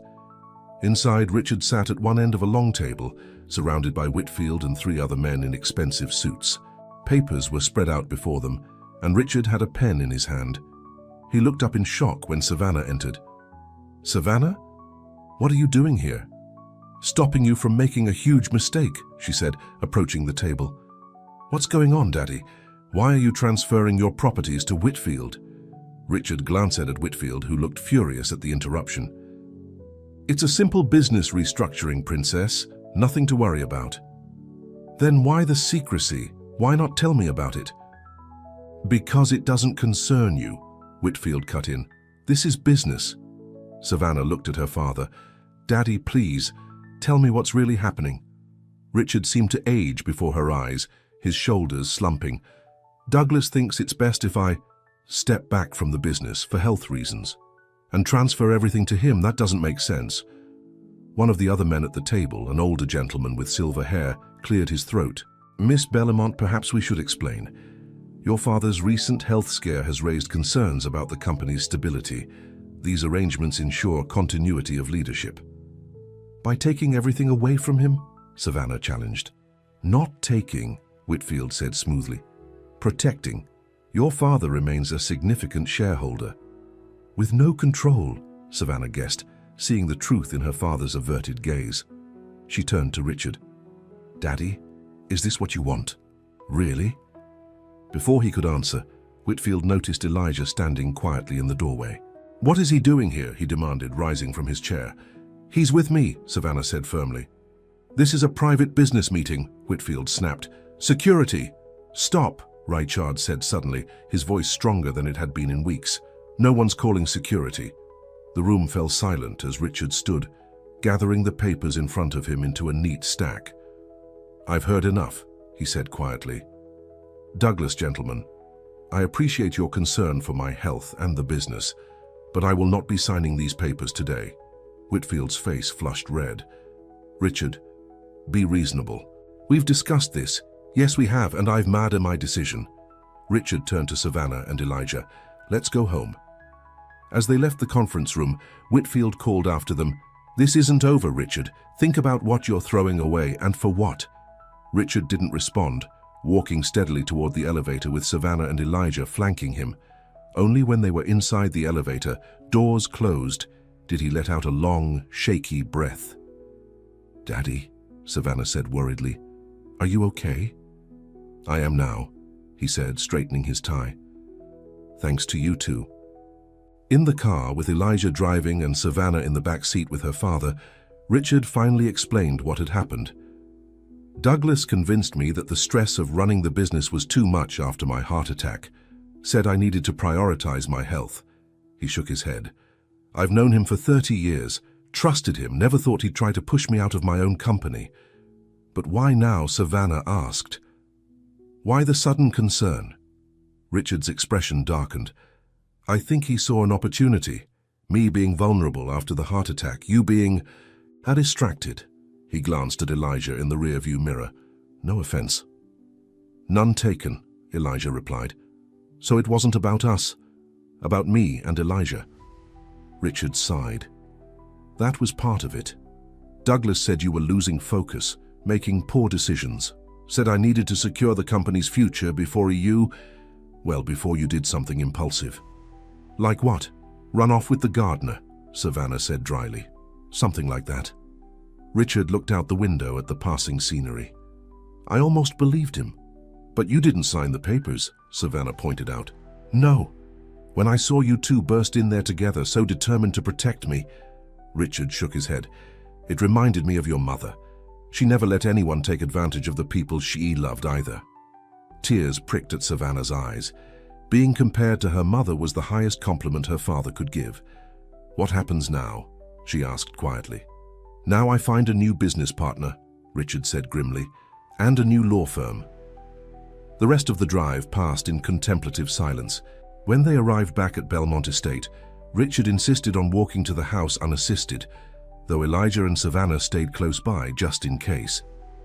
Eye in the entry hall, Richard turned to face them both. "I owe you an apology," he said to Elijah. "I judged you unfairly." "No apology necessary, sir," Elijah replied. "You were protecting your daughter." "Not very well, it seems." Richard turned to Savannah. "And you, Princess? I underestimated you. Thought you were being impulsive when really you saw what I couldn't." "Which was?" Savannah asked. "That some people show their true character in a crisis," Richard said, glancing between her and Elijah. "For better or worse." With that, he excused himself to rest, leaving Savannah and Elijah alone in the grand foyer. "Did that just happen?" Savannah asked in disbelief. "Did my father just approve of us?" "I wouldn't go that far," Elijah said with a small smile. "But it's a start." Savannah leaned against him, suddenly exhausted by the day's events. "I can't believe Whitfield tried to steal my father's compa." "People show their true colors eventually," Elijah said, wrapping an arm around her. "Your father's lucky to have you looking out for him." "I'm lucky to have you," Savannah countered, looking up at him. "I meant what I said yesterday. I choose you, Elijah Reed, no matter what." Elijah's eyes softened as he gazed down at her. "And I choose you, Savannah Bellamont. Complications and all." As the afternoon sun streamed through the windows, casting long shadows across the marble floor, Savannah felt something settle within her, a certainty, a peace she'd never known before. Whatever came next, her father's recovery, the fallout with Whitfield, the inevitable gossip and judgment from their social circle, they would face it together. And for the first time in her life, that was enough. That evening, as Savannah sat with her father on the terrace, watching the sunset paint the sky in shades of gold and pink, Richard broke their comfortable silence. "He loves you," he said simply. "Elijah, I can see it in the way he looks at you." Savannah nodded. "I love him too, Daddy." Richard sighed. "It won't be easy, you know. People will talk. Let them," Savannah said, surprising herself with how little she cared. "You get that from your mother," Richard said with a small smile. "That's stubbornness." "Is that a bad thing?" "No," Richard admitted. "It's what made me fall in love with 3 months had passed since the showdown at Whitfield's office. Summer had given way to fall, painting the Belmont estate in rich shades of gold and crimson. The garden had changed with the seasons, but Elijah's careful planning ensured it remained beautiful despite the cooling temperatures. Savannah stood on the terrace, wrapped in a light sweater, watching Elijah work among the autumn blooms. Their relationship had settled into a comfortable rhythm, morning coffee together before Elijah started his day in the garden, evenings spent talking beneath the magnolia tree that was now almost as tall as Savannah. Richard had kept his word, giving Savannah and Elijah space to build their relationship. Though he wasn't entirely comfortable with their romance, he made an effort to include Elijah in family dinners, and even sought his advice about expanding the greenhouse on the east side of the Property Y. "Miss Savannah?" Mrs. Porter appeared at the terrace door. "Your father would like to see you in his study." "Thank you, Mrs. Porter. I'll be right there." She waved to Elijah, who nodded in acknowledgement before returning to his work. Richard was seated behind his desk, looking much healthier than he had 3 months ago. His color had returned, and he'd lost the gaunt appearance that had worried Savannah so much after his heart attack. "You wanted to see me, Daddy?" Richard gestured for her to sit. "Yes, Princess. I've been thinking about the future, about the company." "Oh?" Savannah tensed slightly. Since the incident with Whitfield, her father had reorganized his business affairs, bringing in new partners and legal counsel, but he rarely discussed business with her. "I'm not getting any younger," Richard continued, "and this heart attack was a wake-up call. I need to start planning for succession." "Daddy, you're going to be fine." The doctor said I'm recovering well, yes, but that doesn't change the fact that I'm 62 with a heart condition." Richard leaned forward. "It's time I started training someone to take over eventually. Someone who knows this family, knows our values." Savannah's eyes widened as his meaning became clear. "Me? You want me to take over the company?" "Why not? You're smart, capable, you have a business degree you've never used, and you've shown remarkable judgment these past few months." "By dating the gardener?" Savannah asked with a small smile. Richard chuckled. "By seeing the good in people I was ready to dismiss. By protecting this family when I couldn't." He grew serious. The way you handled the situation with Whitfield showed me you have what it takes." Savannah sat back, processing this unexpected offer. She'd never considered taking over her father's real estate empire, had never thought he'd want her to. "I don't know what to say," she admitted. "You don't have to decide right now," Richard assured her, "but I'd like you to start coming to the office, learn the business from the ground up." "What about my charity work?" Savannah had been serving on several non-profit boards for years, her main occupation besides managing the Bellamont social calendar. "You can continue that too, but this would be your priority." Richard studied her face. "Unless you have other plans?" The question hung in the air between them. They both knew what he was really asking. What about Elijah? What about your future with him? "I need to think about it," Savannah said carefully, "and I should talk to Elijah." Richard nodded. "Of course, take your time." He hesitated, then added, "But Savannah, this is your birthright, your legacy. Don't let other considerations get in the way." Savannah left her father's study with her mind spinning. She headed straight for the garden, finding Elijah near the greenhouse, sorting bulbs for spring planting. "Hey," she said, leaning against the wooden workbench beside him. "Got a minute?" Elijah looked up, his expression warming at the sight of her. "For you? Always." She told him about her father's offer, watching his face carefully for his reaction. "That's wow," Elijah said when she finished. "Running the whole company?" "Eventually, yes, starting as an apprentice of sorts." "How do you feel about it?" Elijah asked, setting aside the bulbs to give her his full attention. "Surprised, overwhelmed, a little excited, if I'm being honest." Savannah bit her lip, but also conflicted. "Because of us?" She nodded. "Taking over my father's company means committing to Charleston, to Bellamont Estate, to a specific kind of life." "The kind of life you've always had," Elijah pointed out. "Yes, but..." Savannah struggled to articulate her concerns. "What about your dreams, your nursery? And what about us, building something together?" Elijah took her hands, his expression serious. "Savannah, I would never ask you to give up your inheritance, your legacy for me. But what about your legacy, your dreams? Dreams can change, adapt." He squeezed her hands gently. "Besides, Charleston's a good place for a nursery. Lots of old estates with gardens that need tending." Savannah studied his face, looking for any sign of resentment or sacrifice. "You'd be okay with staying here, with me taking over my father's company?" "I'd be okay with whatever makes you happy," Elijah said simply. "But yes, I can build a life here. A good one." Relief washed over her. "I want to do this," she admitted. "I want to learn the business, make it my own someday. But not if it costs me you." Elijah pulled her close. "You're not going to lose me. Not over this, not over anything." They stood together in the afternoon sunlight, the future stretching before them like an uncharted garden, full of possibility and promise. The next morning, Savannah called her father to accept his offer. She would start at the office the following Monday, shadowing him 3 days a week, while continuing to manage the estate and her charity commitment S. As she hung up the phone, Madison burst into her bedroom without knocking, a magazine clutched in her hand. "Have you seen this?" she demanded, throwing the magazine onto Savannah's bed. It was the latest issue of Charleston Society, a glossy publication that chronicled the lives of the city's elite. On the cover was a photo of Savannah and Elijah at a charity gala the previous weekend, their first official public appearance as a couple. The headline read, "Belmont Heiress and Gardener. Love across the class divide."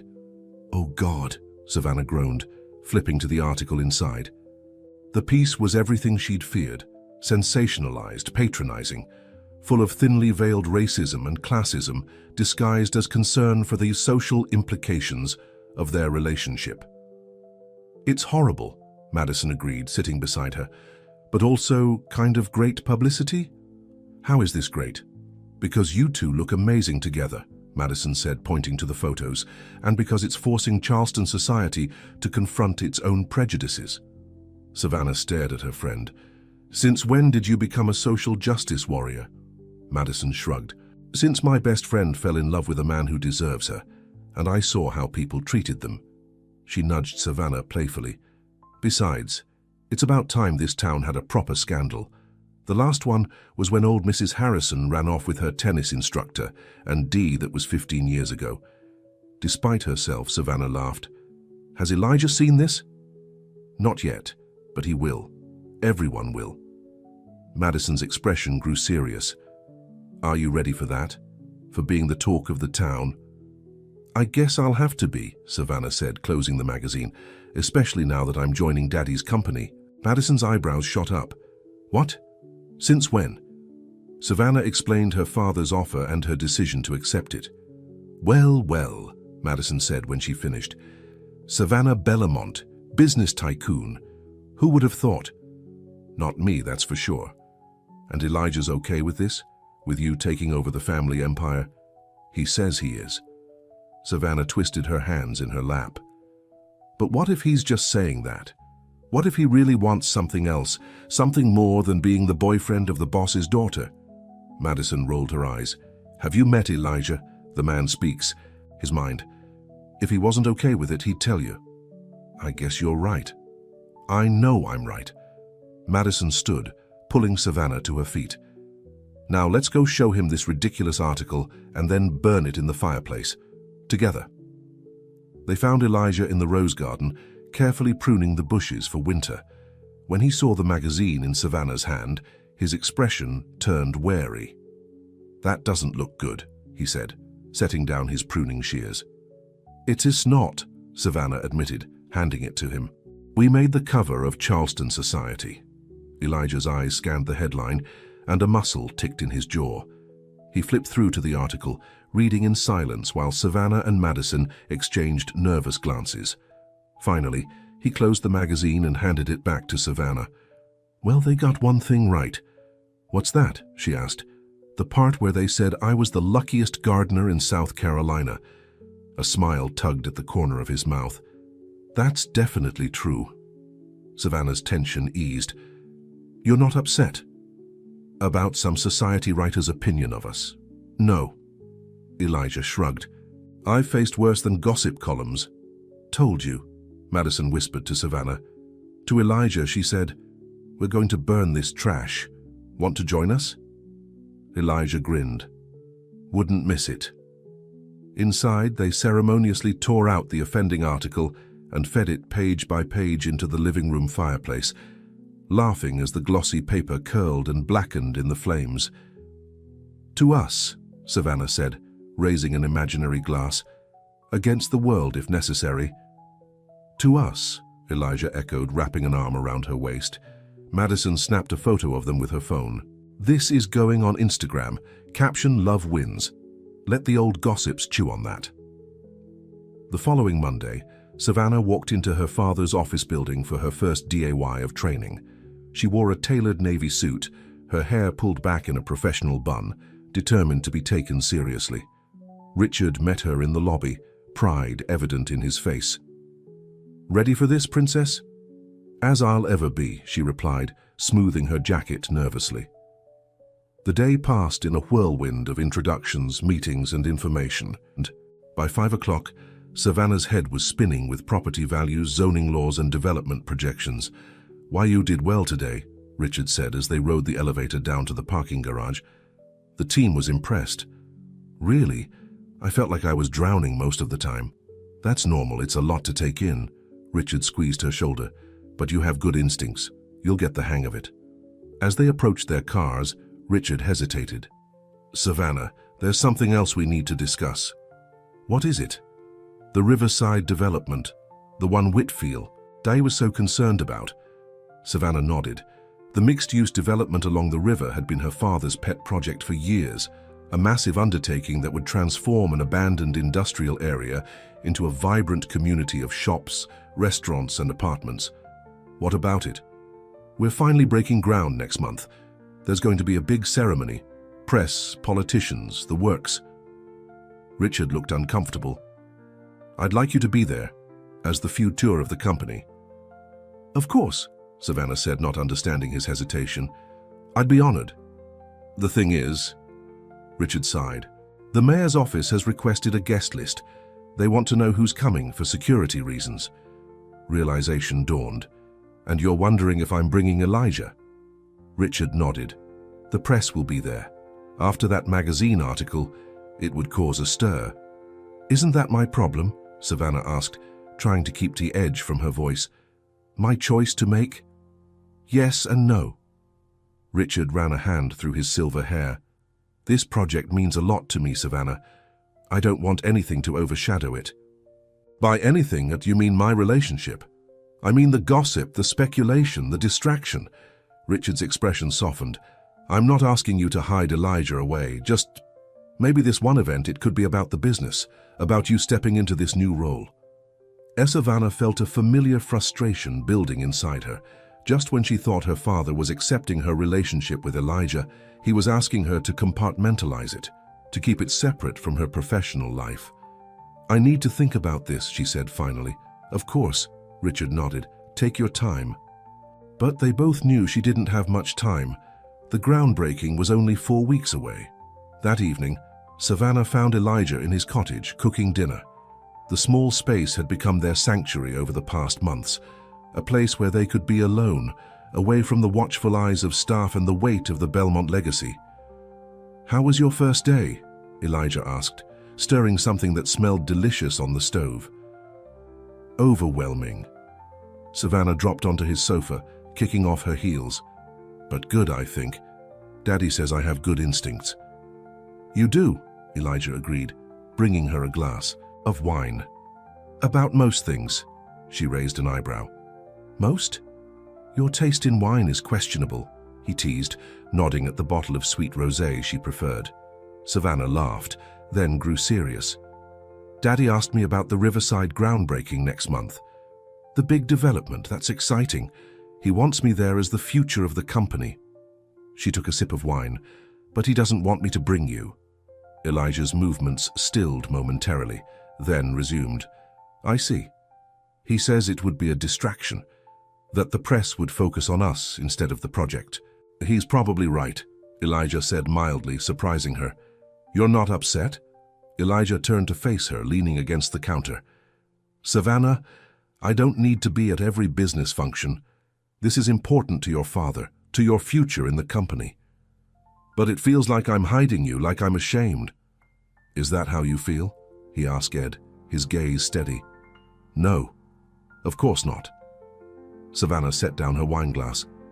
But it feels like a step backward, like we're back to where we started, with you as the invisible gardener and me as the proper Belmont heiress.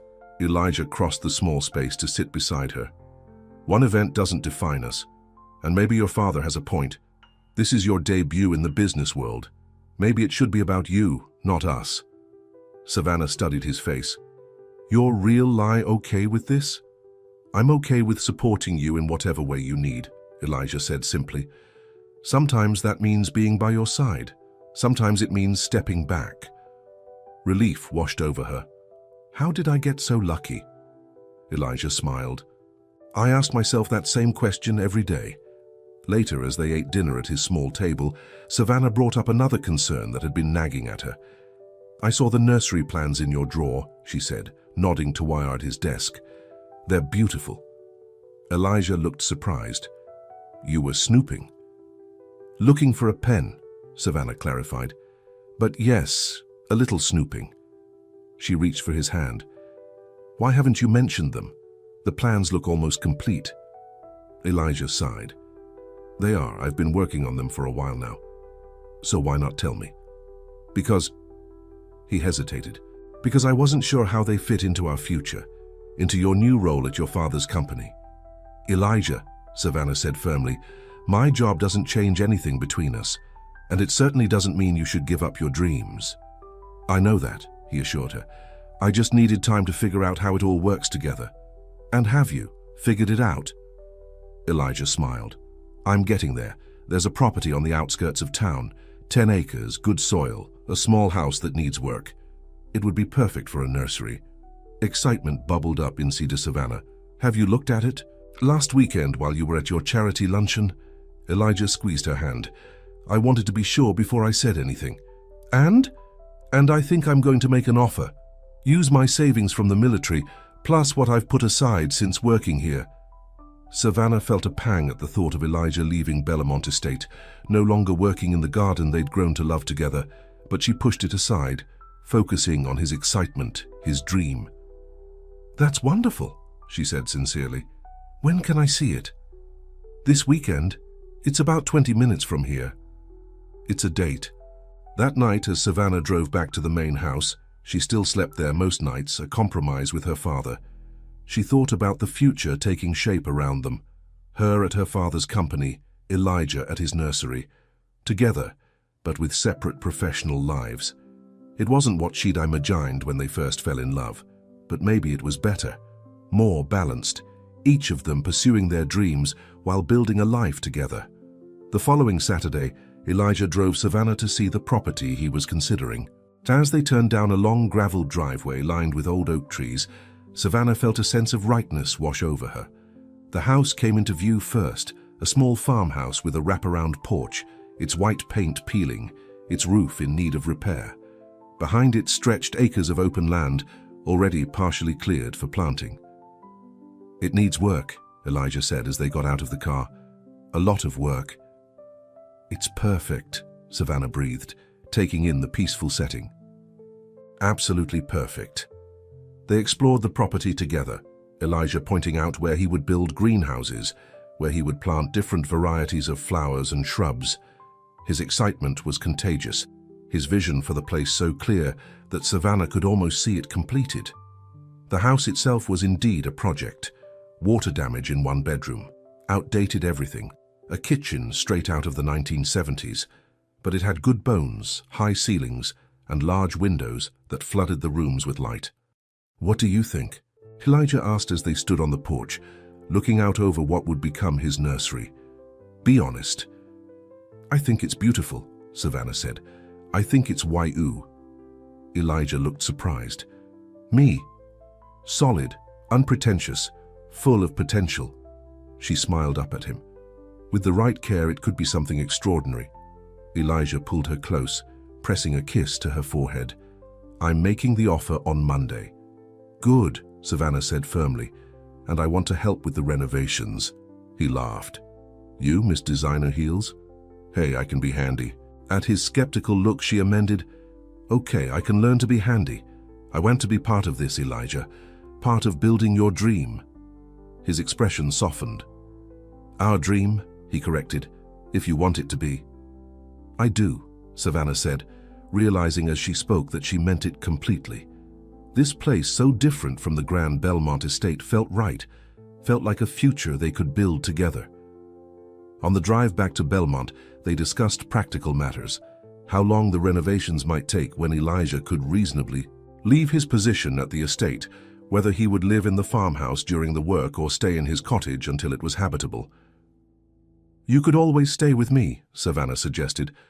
"In the main house." Elijah shook his head. "I don't think your father is ready for that.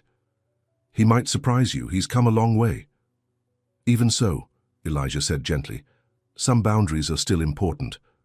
For now." Savannah knew he was right. Despite Richard's growing acceptance of their relationship, having Elijah move into the family home would be pushing too far, too fast. When they arrived back at Belmont, Richard was waiting on the terrace, a troubled expression on his face. "Daddy, what's wrong?" Savannah asked as they approached. "Douglas Whitfield is trying to block the Riverside development," Richard said without preamble. "He's filed objections with the zoning board claiming environmental concerns." "Can H.E. do that?" Savannah asked, alarmed. "He can try, and he has enough influence to make it difficult." Richard ran a hand through his hair, a gesture Savannah recognized as a sign of stress. This could delay the project by months, maybe years. "But why? What does he gain from blocking your development?" "Revenge," Richard said simply, "for choosing you and Elijah over him." Elijah, who had been listening quietly, spoke up. "This is my fault. If I hadn't Comey between you two—" "No," Richard interrupted firmly. "This is Whitfield's doing, not yours. He showed his true colors that day in his office. This is just confirmation of what kind of man he really is." Savannah was struck by the change in her father. 4 months ago, he would have blamed Elijah for the rift with Whitfield. Now he was defending him. "What can we do?" she asked. "Fight him," Richard said grimly. "In court, in the press, at the zoning board D. Whatever it takes." "I want to help," Savannah said immediately. "Tell me what to do." Richard looked at his daughter with a mixture of pride and concern. "This could get ugly, Princess. Whitfield plays dirty. So we'll be cleaner, better."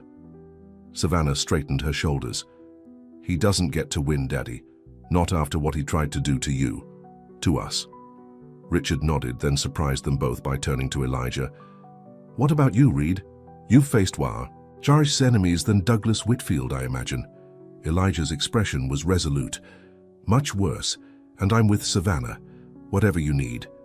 A silent understanding passed between the two men. Not quite friendship, not yet, but a solid alliance forged by their shared care for Savannah and their common enemy in Whitfield.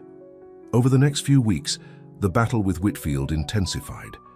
He used his connections at City Hall to raise questions about the Riverside development's impact on the local ecosystem, particularly a breed of marsh birds that nested in the area. Richard countered by commissioning an environmental impact study from a respected university, which found that the development plans already included adequate protections for the birds. But Whitfield continued to raise objections, delaying the project and driving up costs. The groundbreaking ceremony was postponed indefinitely. Savannah threw herself into the fight, researching environmental regulations, meeting with community groups to build support, even starting a social media campaign highlighting the jobs and housing the development would bring to a neglected part of the city. Meanwhile, Elijah's offer on the farmhouse property was accepted. He began spending his days off working on the most urgent repairs, especially with winter approaching. One Saturday morning, as Savannah prepared to join him at the farmhouse for a day of renovation work, her phone rang. It was Madison. "Have you seen the morning paper?" Madison asked without preamble. "No? Why?"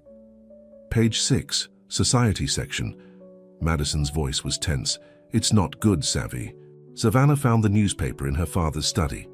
The headline on page 6 made her stomach drop. "Belmont Heiress, trading up from gardener to developer." Below was a photo of Savannah at a community meeting about the Riverside development, standing close to Jason Miller, the project's architect. The photo was angled to make it appear intimate, though Savannah remembered the moment clearly. They had been reviewing site plans, nothing more. The article quoted sources close to the Belmont family, claiming that Savannah's relationship with Elijah had been a phase, a rebellion, and that she was now involved with Miller, a more suitable match given her new role in her father's company. "This is ridiculous," Savannah said aloud. "Jason is married with 3 kids. Madison made a disgusted noise. "It's Whitfield. Has to be. Trying to drive a wedge between you and Elijah. But why? What does our relationship have to do with the development? Maybe nothing. Maybe he just wants to hurt you both." Madison paused. "Have you told Elijah?" "No, I just saw it. I'm supposed to meet him at the farmhouse in an hour." "You need to show him before someone else does," Madison advised. "These things spread fast." "You're right. I'll head there now." Savannah drove to the farmhouse with the newspaper on the passenger seat, her mind racing. Elijah wasn't the jealous type, but seeing their relationship dissected in the press, seeing her linked to another man, it would hurt anyone. When she arrived, Elijah's truck was already in the driveway. She found him in the kitchen, tearing out old cabinets. "Hey," she said from the doorway. "Got a minute?" Elijah set down his crowbar, wiping sweat from his brow. "For you? Always." Savannah handed him the newspaper, watching his face as he read the article. His expression remained neutral, but she saw the slight tightening around his eyes, the almost imperceptible clench of his jaw. "Well," H.E. said finally, "at least they used a good photo of you." "Elijah, this is trash. You know that, right? There's nothing between me and Jason Miller." "I know," he said simply, handing the paper back to her. "You do?" Savannah searched his face. "You're not upset?" Elijah shrugged. "Would it change anything if I was? This is the world we live in, Savannah. People will always talk, always try to create drama where there is none. But it's not fair to you. T-O-us. Fair doesn't enter into it. Elijah picked up his crowbar again. Whitfield is trying to get under our skin, distract us from the real fight. Savannah moved closer, placing a hand on his arm. And it doesn't bother you? Not even a little? Elijah sighed, setting the tool down again. Of course it bothers me. Seeing your name linked with someone else, having our relationship dismissed as a phase, it's not pleasant. He met her eyes. But I trust Yayu, Savannah. I trust us. And I won't let Whitfield or anyone else shake that. Relief washed over her. I was so worried about how you'd react. After everything we've been through, it'll take more than a gossip column to come between us. Elijah pulled her into his arms, heedless of the dust and sweat covering his work clothes. Besides, I have the real you right here. They only have rumors and speculation. Savannah leaned into his embrace, drawing St. Renth from his solid presence, his unwavering faith in them. Now, Elijah said, releasing her with a smile, are you ready to demolish some cabinets? It's very therapeutic. Savannah laughed, the tension draining from her body. Hand me that crowbar. They spent the day working side by side, transforming destruction into a kind of creation, clearing away the old to make room for something new and better. By the time they finished, Savannah's designer jean, Heiress, were covered in dust. Her hands were blistered despite the work gloves Elijah had insisted she wear, and she had never felt more satisfied. We make a good team, Elijah said, as they sat on the porch steps, drinking water and admiring their progress. We do, Savannah agreed. In the garden, in the kitchen, in a demolished farmhouse. And against Whitfield, Elijah added, his expression turning serious. We'll win that fight too, Savannah, together. She leaned her head against his shoulder, believing him completely. Together. The following week brought a breakthrough in the battle with Whitfield. One of Richard's associates discovered that Whitfield had financial interests in a competing development across town, a clear conflict of interest that explained his sudden environmental concerns about the Riverside project. Armed with this information, Richard called an emergency meeting with the Zoning Bureau RD. Savannah insisted on attending, bringing along the research she'd gathered and the community support she'd built. To her surprise, her father didn't object when Elijah asked to join them. You're part of this now, Richard told him simply. Might as well see it through. The meeting was tense, with Whitfield and his legal team present to defend their objections. But when Richard presented evidence of Whitfield's conflict of interest, the atmosphere in the room shifted. Mr. Whitfield, the zoning board chair said sternly, if this information is accurate, it constitutes a serious ethical violation. It's a business investment, Whitfield argued, nothing more. An undisclosed business investment in a competing project, Richard countered. While you use environmental concerns to block ours, the birds are just a smokescreen. The board called a recess to consider the new information. In the hallway outside, the meeting room, Whitfield approached Richard, Savannah, and Elijah with barely contained fury. You think you've won, he hissed. But this isn't over. Not by a long shot. Actually, Douglas, I think it is, Richard said calmly. You overplayed your hand and underestimated the wrong family, Savannah added. After dessert, Richard suggested the men retire to his study for brandy, while the ladies continued their conversation in the living room. It was an old-fashioned arrangement that Savannah would normally have objected to, but she was secretly relieved to have a break from watching Vanessa flirt with her fiancé. So, Margaret said once they were settled in the living room with coffee, October wedding, I hear. Have you chosen a venue? We're thinking of having it here in the garden, Savannah replied. Something small and intimate. Here? Margaret looked surprised. But darling, you're a Belmont. Surely you'll want something more grand? The cathedral, perhaps, with a reception at the club? That's not really our style, Savannah said firmly. Vanessa sipped her coffee, watching Savannah over the rim of her cup. So tell me, how does it really work? You and the gardener? His name is Elijah, Savannah said coldly. And what exactly are you asking? Oh, you know, Vanessa waved a manicured hand. The whole class thing. I mean, you grew up with servants and he was one. Doesn't that make things awkward? Savannah set down her coffee cup carefully, fighting to keep her temper in check. Elijah was never a servant, Vanessa. He was an employee, a highly skilled professional who chose to work here after serving our country with honor. Of course, Vanessa backtracked, though her smile remained smug. I just find it fascinating. And I have to say, having seen him in person, I totally get the attraction. Those arms, those eyes. If he'd been our gardener, I might have been tempted myself. Vanessa, her mother chided, though she looked more embarrassed by her daughter's bluntness than the sentiment itself. What? I'm just being honest. Vanessa turned back to Savannah. You have to admit, it's not what anyone expected for the Belmont heiress. No, Savannah agreed, her voice level despite her anger. It's better, because unlike some people, Elijah values me for who I am, not for my family name or my bank account. The pointed remark hit home. Vanessa's smug expression faltered, replaced by a flash of genuine hurt before she recovered her composure. Well, Margaret said after an awkward silence, I think it's time we joined the men, don't you?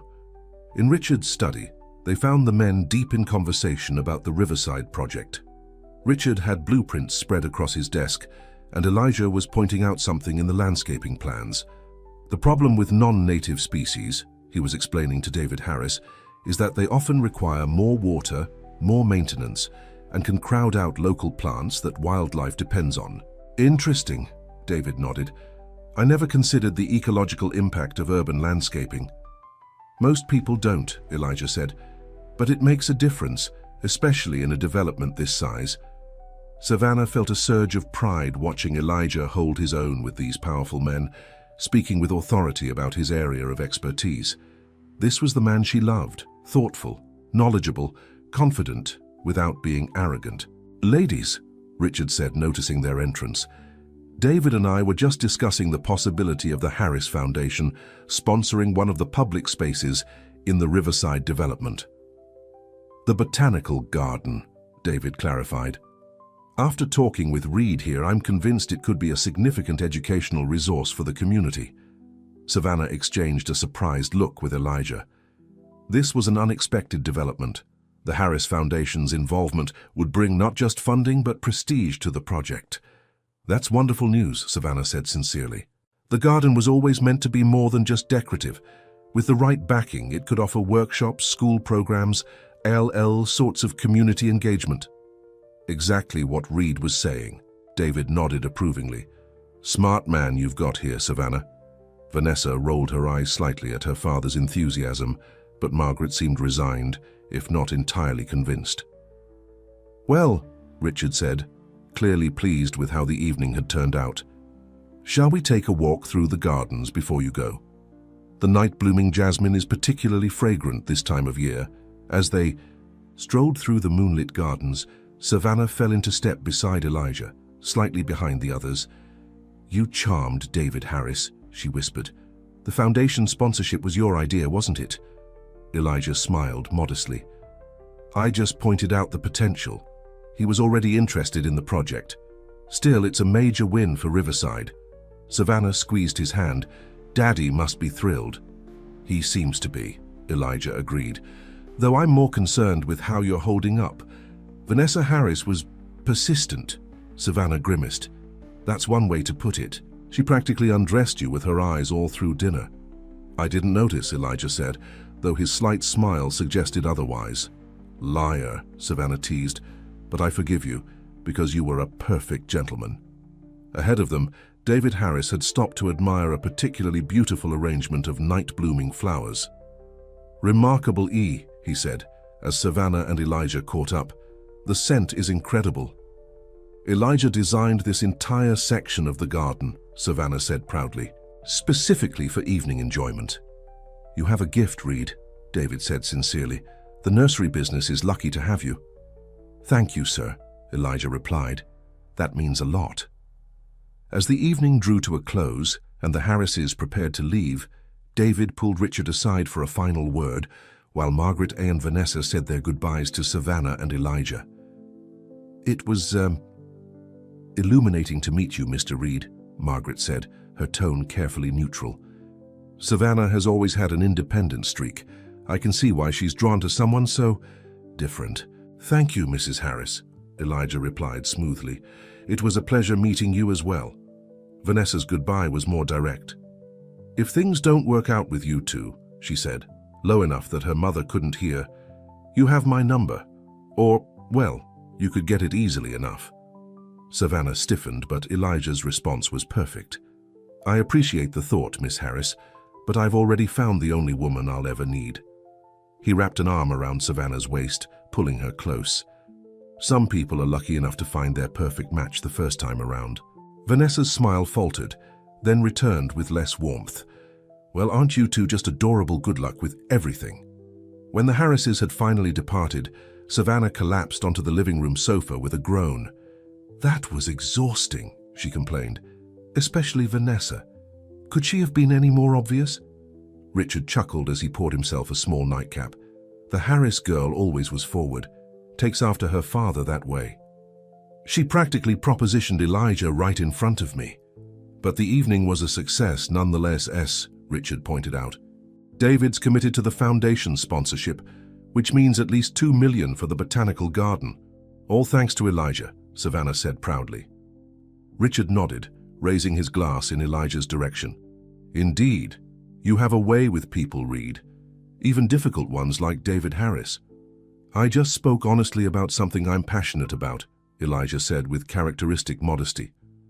Sometimes that's all it takes. Richard took a sip of his drink. Now, I believe we had planned to discuss wedding details tonight. Savannah sat up straighter, surprised by her father's suggestion. You still want to do that? It's getting late. Unless you two are too tired. Richard looked between them inquiringly. Not at all, Elijah said quickly. We'd love to. For the next hour, the three of them discussed plans for the October wedding.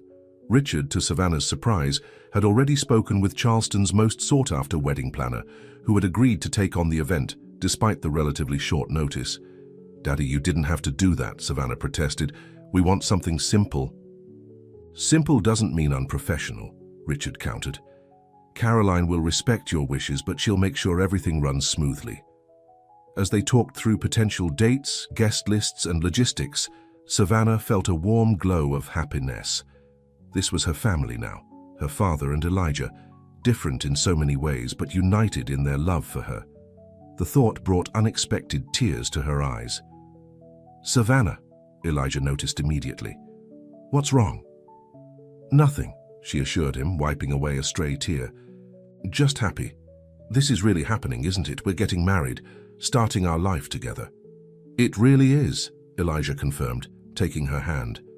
Though if you ask me, our life together started the day you brought me iced tea in the garden and asked about Afghanistan. Richard cleared his throat, looking slightly uncomfortable with the display of emotion, but touched nonetheless. Well, I think we've covered the basics for tonight. The rest can wait for your meeting with Caroline next week. As they said their good nights, Richard surprised them both by pulling Elijah into a brief, awkward hug. Welcome to the family, son. Officially, Elijah looked momentarily stunned, then deeply moved. Thank you, sir. That means everything. Later, as Savannah walked Elijah to his cottage, a routine they maintained until the farmhouse was ready, she couldn't stop smiling. What's that smile for? Elijah asked, his arm around her shoulders. Daddy called you son, Savannah said. Did you notice? I noticed, Elijah confirmed. Never thought I'd hear that from Richard Bellamont. He's changed, say, oh much since his heart attack, since you saved him. We've all changed, Elijah pointed out. Even you, Savannah Bellamont. Especially me, she agreed. I was such a spoiled princess when we met. You still are sometimes, Elijah teased, but you're my spoiled princess, and I wouldn't have you any other way.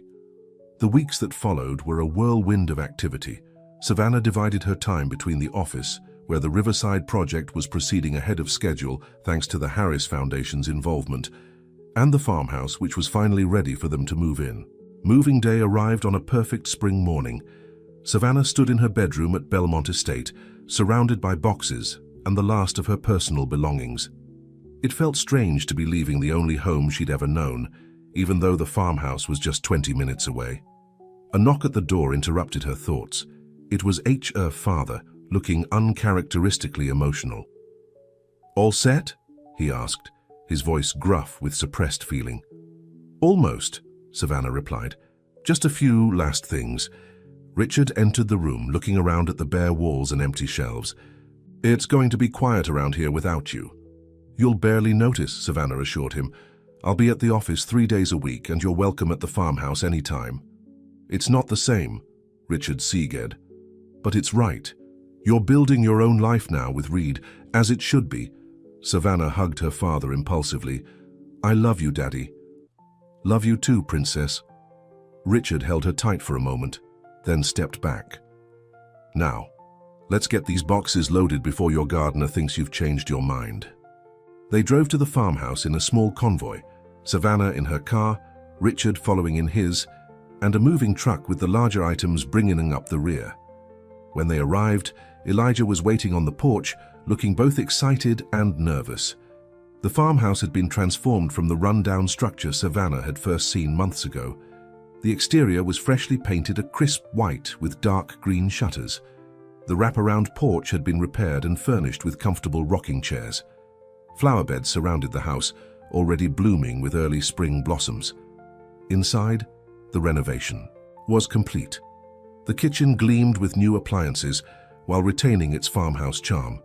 The living room was cozy and inviting, with large windows that flooded the space with light. The master bedroom and bathroom upstairs were spacious and beautiful, with French doors leading to a small balcony overlooking what would soon be the main nursery fields. "It's perfect," Savannah breathed as Elijah gave her father a tour. "Absolutely perfect." "It's home," Elia said simply, taking her hand. "Our home." After the movers had unloaded everything, and Richard had reluctantly departed, but not before extracting a promise that they would come to dinner at Bellamont the following weekend, Savannah and Elijah found themselves alone in their new home for the first time. "So," Elijah said, pulling her close, "what should we do first in our new house, future Mrs. Reed?" Savannah pretended to consider the question. We could unpack, or we could order pizza and ignore the boxes until tomorrow."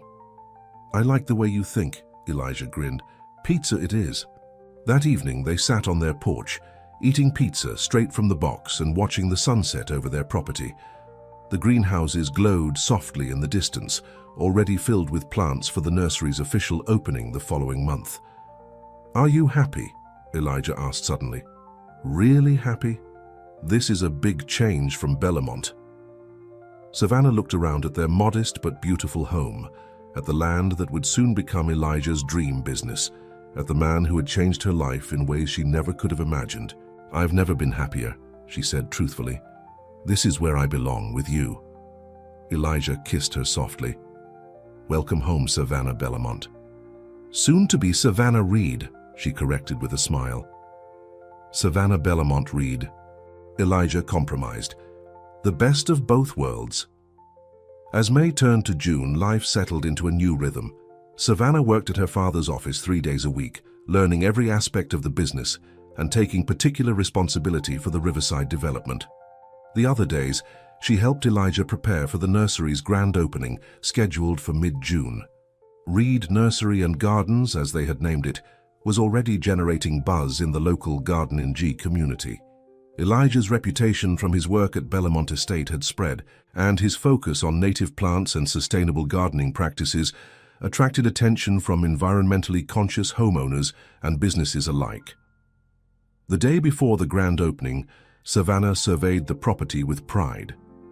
The greenhouses were stocked with healthy plants, the demonstration gardens were perfectly groomed, and the small shop near the entrance was filled with gardening supplies, books, and locally made pottery for plant lovers. "It's going to be a success," she told Elijah confidently. "I can feel it." "From your lips to God's ears," Elijah replied, though he looked pleased by her confidence. The grand opening exceeded even their optimistic expectations. Cars lined the long driveway and spilled onto the road as gardeners from across the region came to see the new nursery. By midday, they had sold more than half their initial inventory, and Elijah was constantly surrounded by customers seeking his advice on everything from soil amendments to shade-loving perennials. Richard arrived around noon, bringing lunch for all the staff and volunteers helping with the event. He moved through the crowd with ease, introducing himself as Elijah's father-in-law-to-be with evident pride. "Looks like Reed's got a hit on his hands," he told Savannah as they watched Elijah demonstrate proper pruning techniques to an attentive group. "Not surprised, he always did have a gift." "He's amazing," Savannah agreed. "Look how people listen to him, how they trust him." "That's because he knows what he's talking about," Richard observed. "In business, authentic expertise always finds its audience." By the end of the day, the nursery had nearly sold out of plants, and Elijah had a list of landscaping consultations booked for the coming week. The grand opening had been an unqualified success. That evening, as they celebrated with a quiet dinner on their porch, Elijah seemed lost in thought.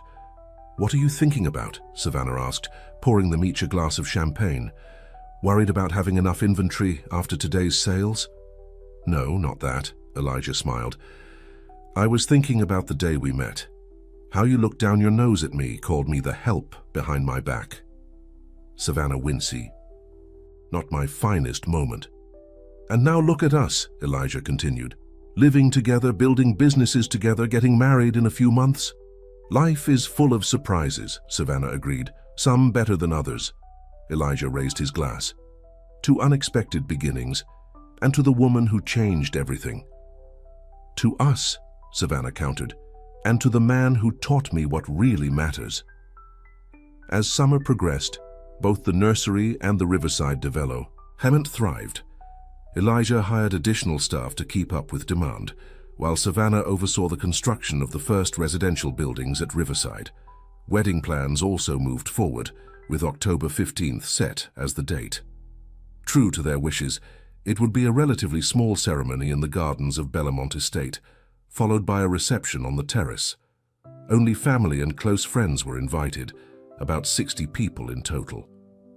One evening in late August, Savannah arrived home to find Elijah on the phone, his expression troubled.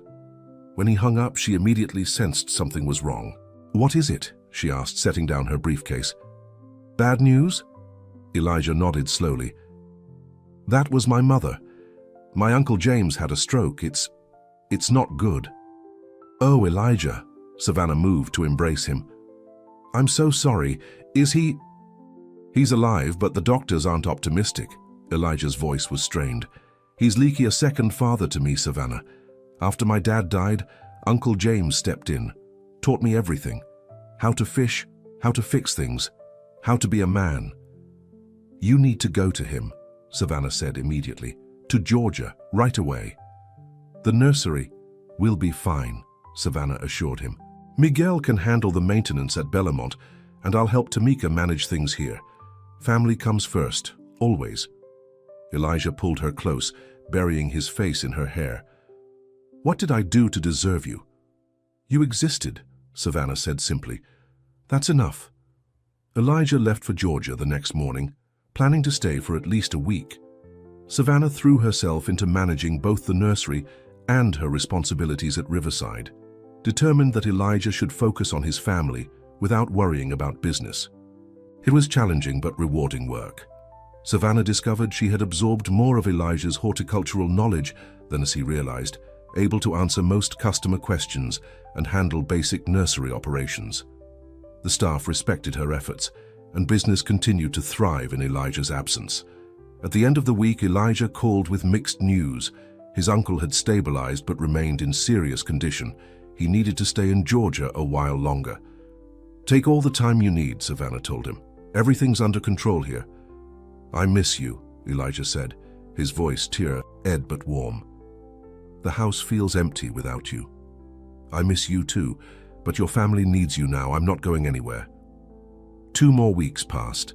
Savannah fell into a routine of mornings at the nursery, afternoons at the office, and evenings catching up on wedding details.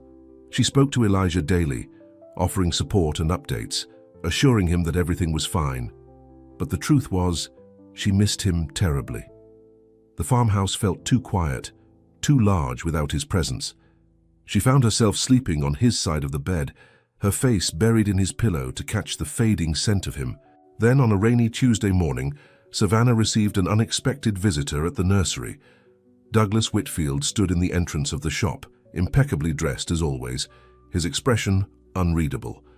"Mr. Whitfield," Savannah said coldly, "what brings you here?" "Hello, Savannah." Whitfield removed his hat, looking oddly hesitant. "I was hoping to speak with you, privately if possible." Suspicion flared. "Whatever you have to say, you can say it here." Whitfield glanced around the empty shop. "Very well, I've come to apologize." Of all the things he might have said, this was the last Savannah expected. Apologize for what specifically? Trying to steal my father's company?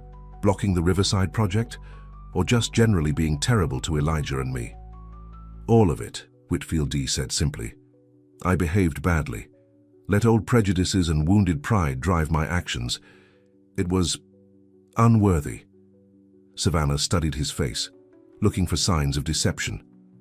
"Why the sudden change of heart?" Whitfield sighed heavily. "Nothing sudden about it. I've had months to reflect on my behavior, to see how Richard has flourished with you by his side at the company, how the Riverside project is becoming everything he envisioned, despite my attempts to derail it." He paused, seeming to struggle with his next words. "And I've seen how happy you are, with Reed, despite all my predictions to the contrary. So you're admitting you were wrong about us." "I'm admitting I was wrong about many things," Whitfield said carefully, "including underestimating both you and your fiancé." Savannah crossed her arms. "And I'm supposed to just forgive and forget, after everything you did?" "No," Whitfield shook his head. "I don't expect forgiveness, just understanding perhaps that people can change, can recognize their mistakes." "Why now?" Savannah pressed. "What's really going on, Douglas?" Whitfield's composure slipped slightly. "I'm retiring, Savannah, leaving the firm, leaving Charleston, moving to Arizona to be near my daughter from my first marriage. She's expecting my first grandchild in November." "I didn't know you had another daughter." "There's a lot you don't know about me," Whitfield said wryly. "But before I go, I wanted to make amends.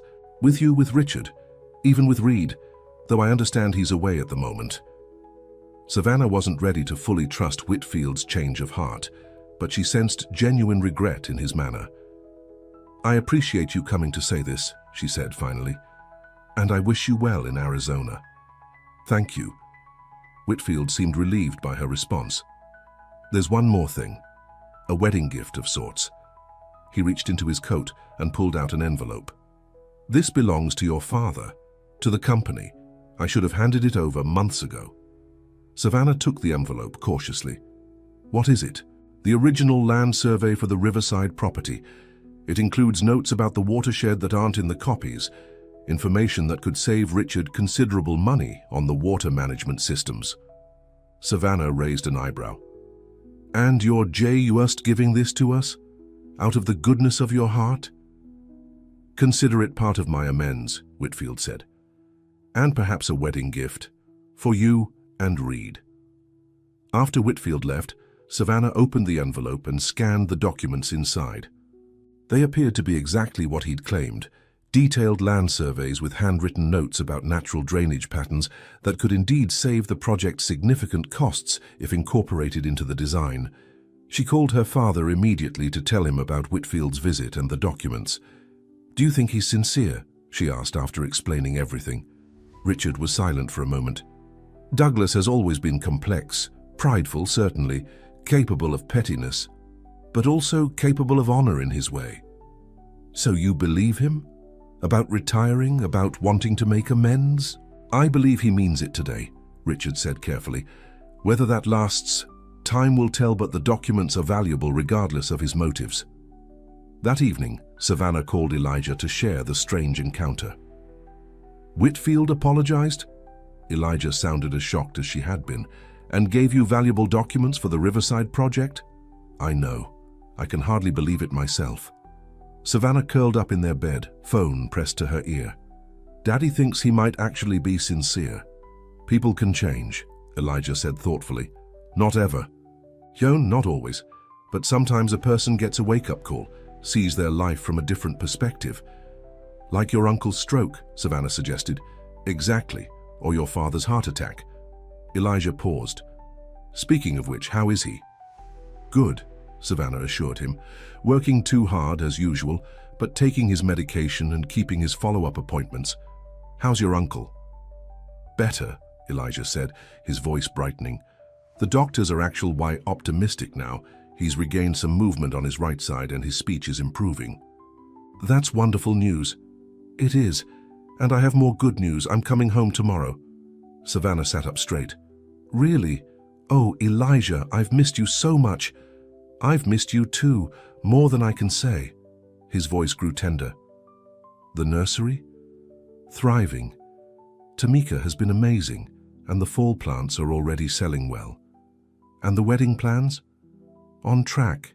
Caroline has everything under control. All we need to do is show up." "I can't wait," Elijah said softly.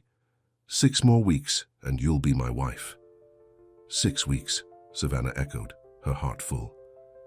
"It feels like forever."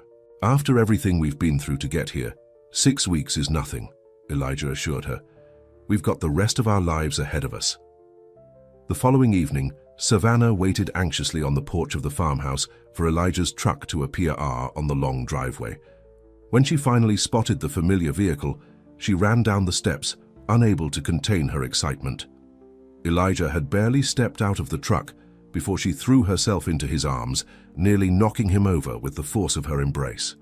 "I take it you missed me," he laughed, lifting her off her feet. "More than you know," Savannah whispered, breathing in the familiar scent of him. "Don't ever leave for that long again." "I'll do my best," he promised, setting her down gently. "Now, show me what I've missed around here." Hand in hand, they walked the property as Savannah updated him on the nursery's progress, the new plantings, the sales figures from the past weeks. Elijah listened attentively, asking questions, offering praise for her management in his absence. "You've done an amazing job," he said as they completed their tour. "Better than I could have hoped." "I had good tea." "Shares," Savannah replied modestly. "You, Tamika, even my father in his way." As they settled on the porch with glasses of sweet tea, watching the sunset paint the sky in shades of pink and gold, Elijah grew thoughtful. "Being away, spending time with my family in Georgia, it made me think about what's really important," he said, "about the life we're building here." "And?" Savannah prompted when he fell silent. "And I realized that this," he gestured to the nursery, the house, the land around them, "is wonderful. It's the dream I didn't even know I had until I met you. But it's not what matters most." "What does?" Elijah took her hand, his eyes serious. "You, us, the family we might create someday. That's what matters. The rest is just setting." Savannah leaned against him, understanding completely. "I felt the same way while you were gone. The nursery, the Riverside project, even the wedding plans. None of it meant as much without you here to share it." "We've been lucky," Elijah said softly, "to find each other, to overcome everything that stood in our way." "Not just lucky," Savannah corrected. "Stubborn. Determined, willing to fight for what matters." Elijah smiled. "That too." As the weeks passed and October approached, wedding preparations intensified. Final fittings for Savannah's dress, menu tastings, floral arrangements, rehearsal dinner plans. The details seemed endless, but Caroline, the wedding planner, handled everything with calm efficiency. At the nursery, business remained strong as the fall planting season brought a new wave of customers. Elijah's reputation had spread throughout the region, bringing landscaping commissions from as far away as Savannah and Myrtle Beach. The Riverside development was also progressing well, with the first residential buildings nearing completion and the botanical garden, now officially named the Heiress Foundation Garden, taking shape under Elijah's consultancy.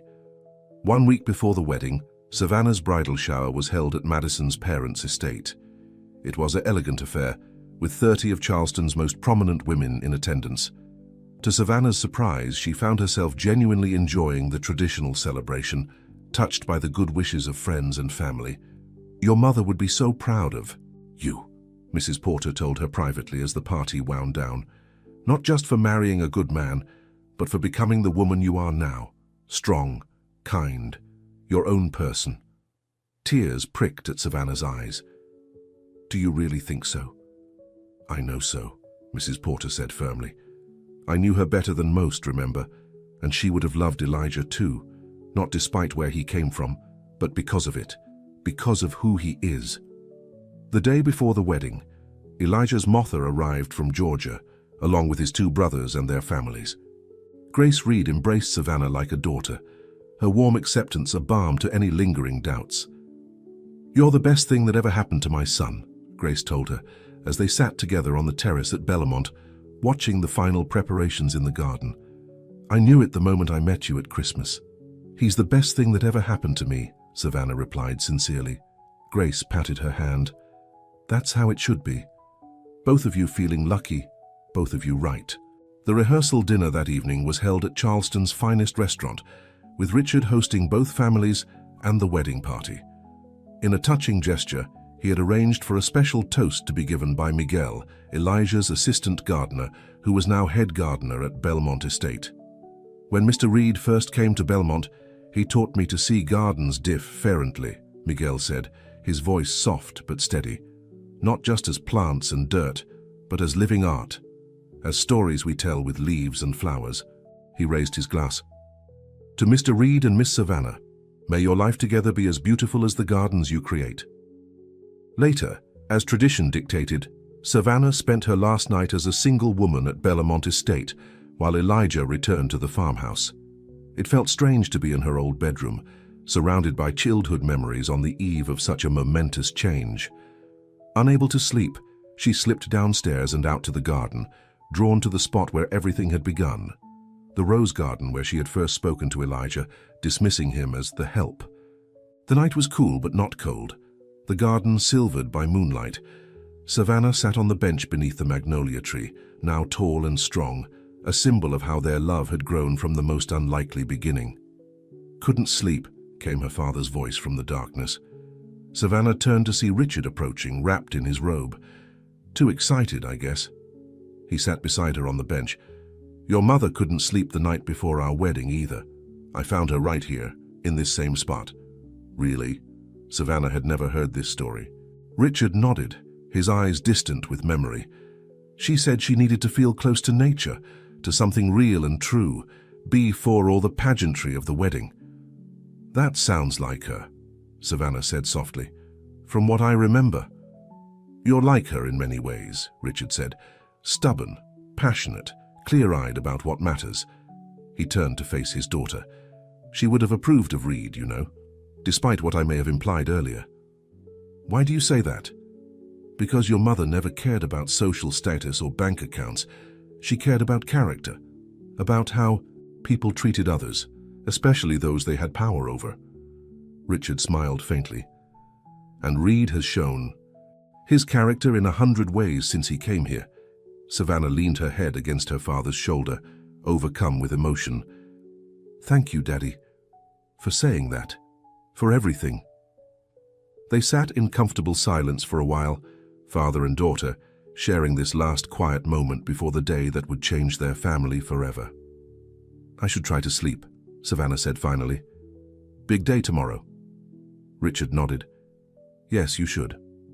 He hesitated, then added, "Savannah, I want you to know, I'm proud of you, of the woman you've become, of the choices you've made, even when I didn't understand them at first. That means everything to me," Savannah whispered, tears threatening again. "Now go on," Richard said gruffly, emotion making his voice rough. "Get some sleep, can't have the bride with dark circles under her eyes." Savannah kissed her father's cheek. "Good night, Daddy. I love you." "Love you too, PR Incess. Always have, always will."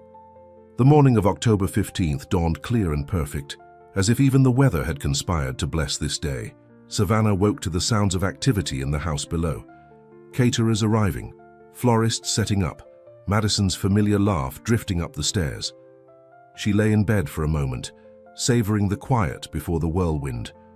Today she would become Elijah's wife. The thought filled her with a calm certainty that settled deep in her bones. A knock at the door preceded Madison's entrance, already dressed in her maid-of-honor gown, a simple sage green sheath that complemented her auburn hair beautifully. "Rise and shine, bride-to-be," Madison called, pulling open the curtains to let in the morning sun. "Hair and makeup will be here in 30 minutes, and your mother-in-law-to-be is already downstairs arranging flowers like she was born to it." Savannah smiled, stretching lazy lie. "Is Elijah here yet?" "Not yet. His brothers are bringing him over at 11. Madison sat on the edge of the bed. "How are you feeling? Nervous, excited, ready to run for the hills?" "Peaceful," Savannah replied truthfully. "Like everything is exactly as it should be." Madison studied her friend's face. "You know, when you first told me about you and Elijah, I thought it might be a phase, a rebellion against your father, against society's expectations." "I remember," Savannah said dryly. "You were very diplomatic about it." "But I was wrong," Madison continued. "You two, you fit. In a way that makes me believe in fate, or destiny, or whatever you want to call it. Like you were meant to find each other despite everything." "We were," Savannah said simply. "I believe that with my whole heart." The hours that followed passed in a blur of activity. Hair styled, makeup applied, last-minute adjustments to the dress, a simple but elegant gown of ivory silk that flowed like water when Savannah moved. At noon, with the ceremony set to begin at 1, Savannah stood in her old bedroom, fully dressed and ready. The only person with her was her father, who had knocked softly and entered already in his suit, his eyes widening at the sight of his daughter as a bride. "Savannah," he breathed, "you look just like your mother." It was the highest compliment he could have paid her. Savannah turned from the mirror, suddenly fighting tears. "Don't you dare cry," Richard warned, his own eyes suspiciously bright. "You'll ruin your makeup, and that artist charged me a small fortune." Savannah laughed, blinking back the tears. "I'll try." Richard approached, reaching into his pocket. "I have something for you. You're something old." He opened his hand to reveal a delicate gold bracelet with a small pearl charm, a perfect match for Elijah's grandmother's ring. "It was your mother's," Richard explained. "She wore it on our wedding day, said it was her good luck charm." As he fastened it around her wrist, Savannah was struck by how far they had come, her father and her, their relationship transformed just as surely as her relationship with Elijah. "Thank you, Daddy," she whispered, "for everything, for accepting Elijah, for loving me enough to let me choose my own path." "It wasn't always easy," Richard admitted, "but seeing you now, about to marry a man who truly deserves you, it was worth every difficult moment." A knock at the door interrupted them. It was Madison, eyes wide with excitement. "It's time," she announced. "Elijah's waiting in the garden, and Savannah, he looks amazing." The garden at Belmont Estate had been transformed for the ceremony. White chairs were arranged in neat rows on either side of a flower-lined aisle that led to a simple arch covered in roses, jasmine, and greenery. 60 guests, family and close friends, were seated, all turning to watch as the small bridal party processed down the aisle. First came Madison, carrying a bouquet of white roses and sage-green foliage. Then Elijah's niece as flower girl, scattering rose petals with solemn concentration. Finally, at the end of the aisle, Elijah waited with his brother beside him as best man. Savannah, on her father's arm, paused at the garden entrance, taking in the scene. Elijah stood tall and handsome in his dark suit, his expression a mixture of awe and love as he caught sight of her. The sun filtered through the trees, casting dappled light across the gathering. A gentle breeze carried the scent of roses and jasmine. It was perfect. More than perfect. It was real. As the first notes of music began, Savannah and Richard started their walk down the AI's. With each step, Savannah felt more certain, more complete. This was right. This was meant to be. When they reached the altar, Richard placed Savannah's hand in Elijah's, the symbolic gesture of giving his daughter away, transformed by the knowledge that he wasn't losing her but gaining a son. "Take care of each other," he said simply, then stepped back to take his seat in the front row. The ceremony was brief, but meaningful. They had written their own VOWs, words that spoke of transformation, of unlikely beginnings, of love that grew despite obstacles. "Savannah," Elijah said, his voice steady despite the emotion in his eyes. "When I first came to Bellamont Estate, I was looking for peace, for a place to heal. What I found instead was you.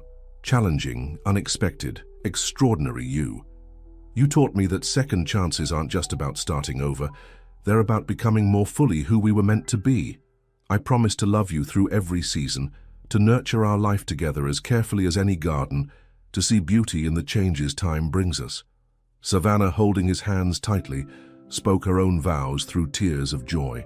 "Elijah, you came into my life when I didn't know I needed you, when I didn't know myself. You showed me what strength really looks like, what love can be when it's rooted in truth instead of expectations. I was lost in a garden of PR privilege and pretense, and you helped me find my way to something real. I promise to walk beside you through whatever comes, to choose you every day just as I'm choosing you now, to grow with you through all the seasons of our life together." When the minister pronounced them husband and wife, and Elijah kissed her with tender reverence, Savannah felt something settle within her soul, a completion, a homecoming, a beginning all at once.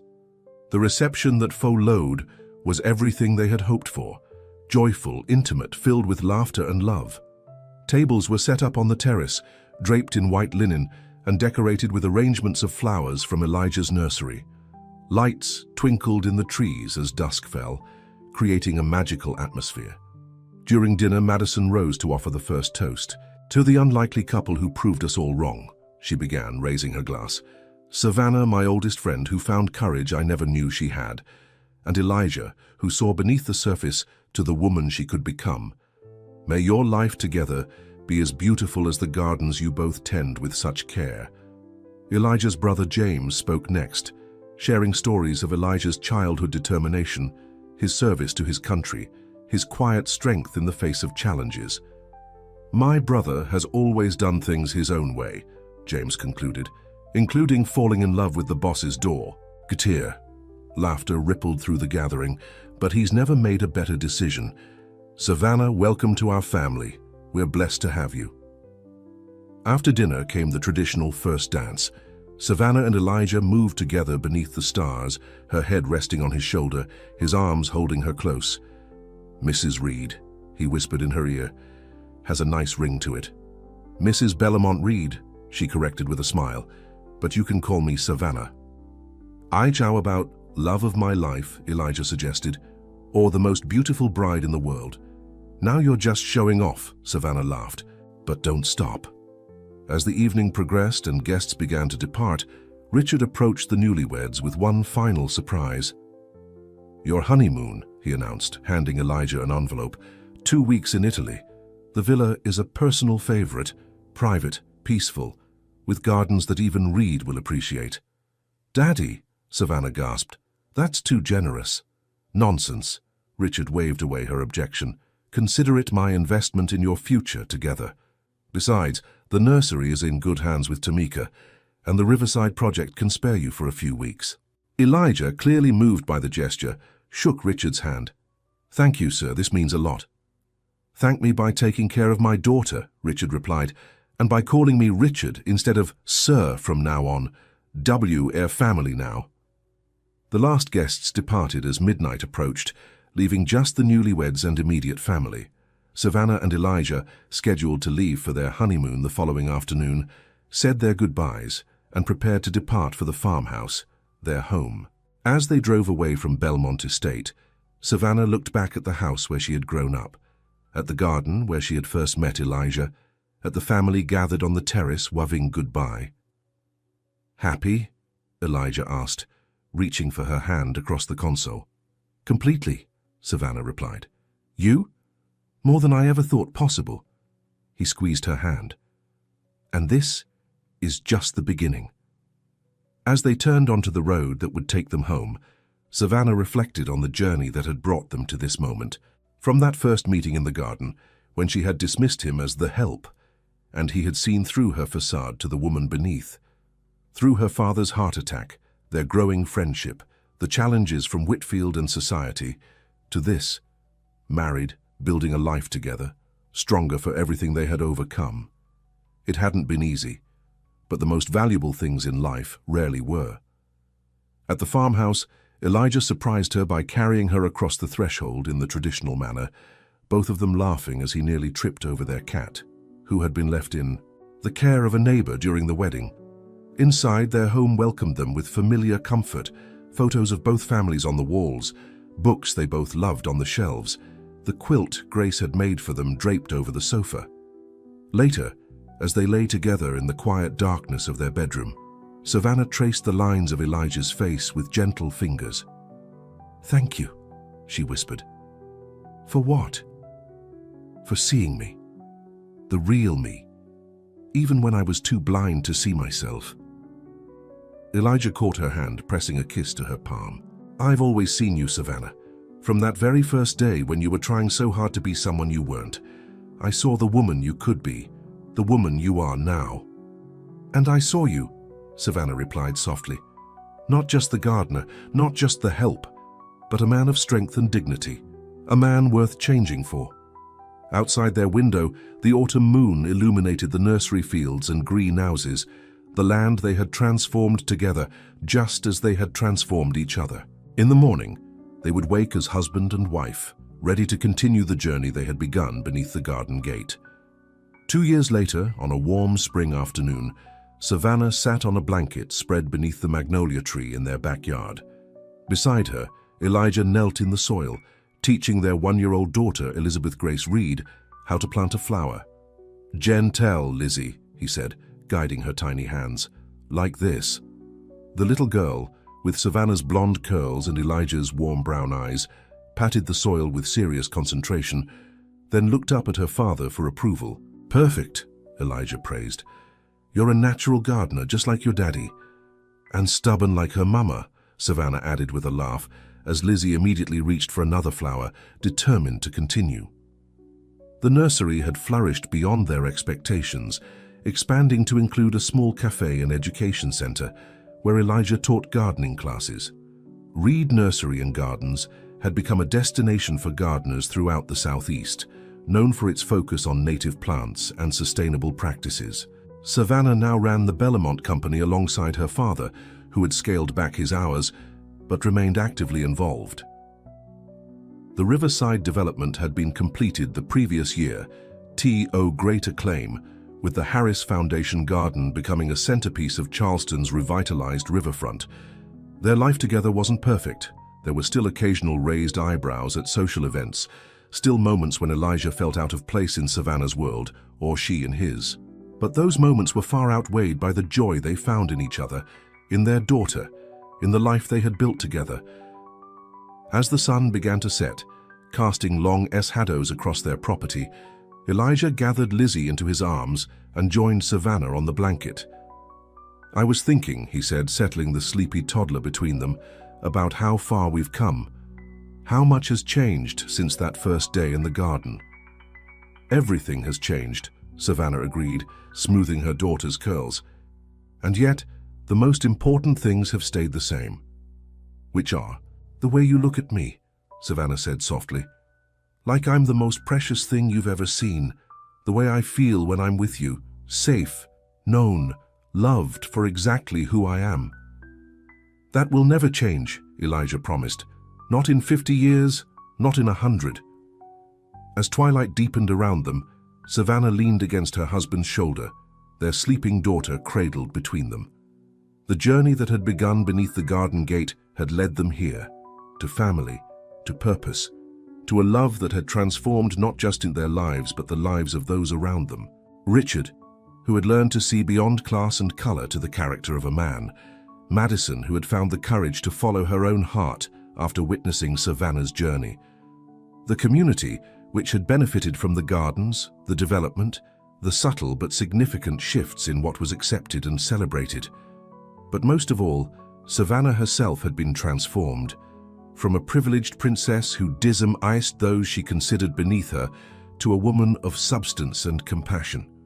A woman who had learned that true worth had nothing to do with bank accounts or family names, and everything to do with how you treated others, especially those society deemed less important.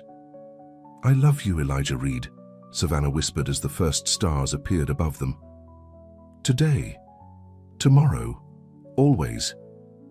"And I love you, Savannah Bellamont Reed," Elijah replied, his voice a tender caress in the gathering darkness. "More than gardens, more than breath, more than life itself." Above them, the magnolia tree that had witnessed their first real conversation, their engagement, their daughter's first steps stood strong and tall, a living symbol of their unlikely love story.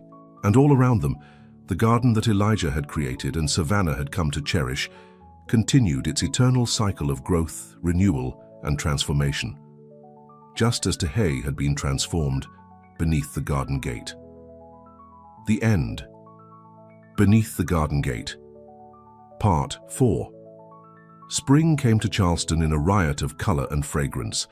The gardens at Belmont Estate burst into bloom under Elijah's careful stewardship, a final showcase of his talent before he transitioned to his new role as consultant rather than full-time gardener. At the farmhouse, now nearly renovated, his nursery was taking shape. The first greenhouse gleamed in the morning sun, already filled with seedlings and young plants. The second was under construction, funded by Richard's business loan. Savannah divided her time between the Belmont offices, where she had taken on significant responsibilities in the Riverside development, and the farmhouse, where she and Elijah planned to officially move in together the following month. Their engagement had caused the expected stir in Charleston society. Some congratulated them. Sincerely, others offered thinly veiled disapproval disguised as concern. But as the weeks passed, the gossip died down, replaced by newer scandals and fresher topics. "Have you set a date yet?" Madison asked one afternoon as she helped Savannah pack up her bedroom at Belmont Estate. "Not officially," Savannah replied, carefully wrapping a framed photo of her mother. "We're thinking fall, maybe October, after the nursery's first season and when the Riverside project is further along." "Small or large?" "Small," Savannah said firmly. "Just family and close friends, no society spectacle." Madison nodded approvingly. "Good for you, though your father might have other ideas. Daddy's been surprisingly supportive. He even suggested we have the ceremony here in the garden." "Really?" Madison looked shocked. Richard Bellamont, offering his estate for his daughter to marry the gardener? The world really has to round upside down. Savannah laughed. "Former gardener, now he's a horticultural entrepreneur, according to Daddy's latest introduction." "Well, whatever you call him, Elijah's good for you," Madison said sincerely. "I've never seen you this happy." "I've never been this happy," Savannah admitted. "It's like I was sleepwalking through life before, and now I'm finally awake." As they continued packing, Savannah's phone rang. It was Richard calling from the office. "Daddy, is everything okay?" "Everything's fine, Princess. Just wanted to let you know we've had a change of plans for tonight's dinner. We'll be having guests." Savannah frowned. She and Elijah had planned a quiet dinner with her father to discuss wedding details. "What guests?" "The Harrises," Richard said, naming an influential family whose support could be valuable for the Riverside project. "David mentioned wanting to see the estate gardens, and I thought it would be a good opportunity." "Tonight? Is that a problem?" Richard asked, his tone suggesting it shouldn't be. Savannah sighed. "No, Daddy. That's fine. I'll let Elijah know." After hanging up, she turned to Madison with a grimace. "Looks like our quiet family dinner just turned into a business meeting." "The Harrises?" Madison made a face. "Their daughter, Vi. Nessa was 2 years ahead of us at Briarwood, total snob. And now we get to entertain them instead of planning our wedding." Savannah shook her head. Some things never change. When Savannah told Elijah about the change of plans, he took it in stride. "It's fine," he assured her. "The wedding details can wait a few days." "But it's not fine," Savannah insisted. "Daddy promised this would be our night to discuss everything. The Harrises can wait." "Sevan, nah," Elijah said gently. "This is part of your world, your father's world. Business and social obligations go hand in hand." "But it doesn't have to be that way. We don't have to let it be that way." Elijah wrapped his arms around her. "One dinner, a few hours, then we go back to our plans, our life." Savannah leaned into his embrace, drawing strength from his solid presence. "When did you get so wise?" 3 tours in Afghanistan," he replied with a small, Say smile. Teaches you which battles are worth fighting. That evening, Savannah dressed for dinner with care, choosing a simple but elegant blue dress and the pearl earrings Elijah had given her for Valentine's Day to match her engagement ring. When she came downstairs, Elijah was already in the living room with her father. Both men were dressed in suits, deep in conversation about the Riverside project. "There she is," Richard said as Savannah entered. "Princess, you remember what I told you about those water features we're planning for the riverfront plaza? The ones with the integrated lighting?" Savannah nodded. "What about them?" Elijah had an interesting suggestion about the plantings around them. "Tell her, Reed." As Elijah explained his idea for using native aquatic plants that would help filter the water naturally, Savannah marveled at the easy rapport that had developed between the two men. They would never be father and son in the traditional sense, but they had found common ground in their shared interests and their love for her. The moment was interrupted by Mrs. Porter announcing the arrival of the Heiress family. David and Margaret Heiress entered first, followed by their daughter Vanessa. All three were dressed impeccably, with the polished appearance of old money and social prominence. "Richard," David boomed, striding forward to shake her fay. "There's hand." "Good to see you, and Savannah, lovely as always." "Thank you, Mr. Heiress," Savannah replied politely. "Welcome to Belmont Estate." Margaret Heiress air-kissed Savannah's cheeks, her gaze already sliding past to assess the room. "Darling, you look wonderful. And this must be your fiancé?"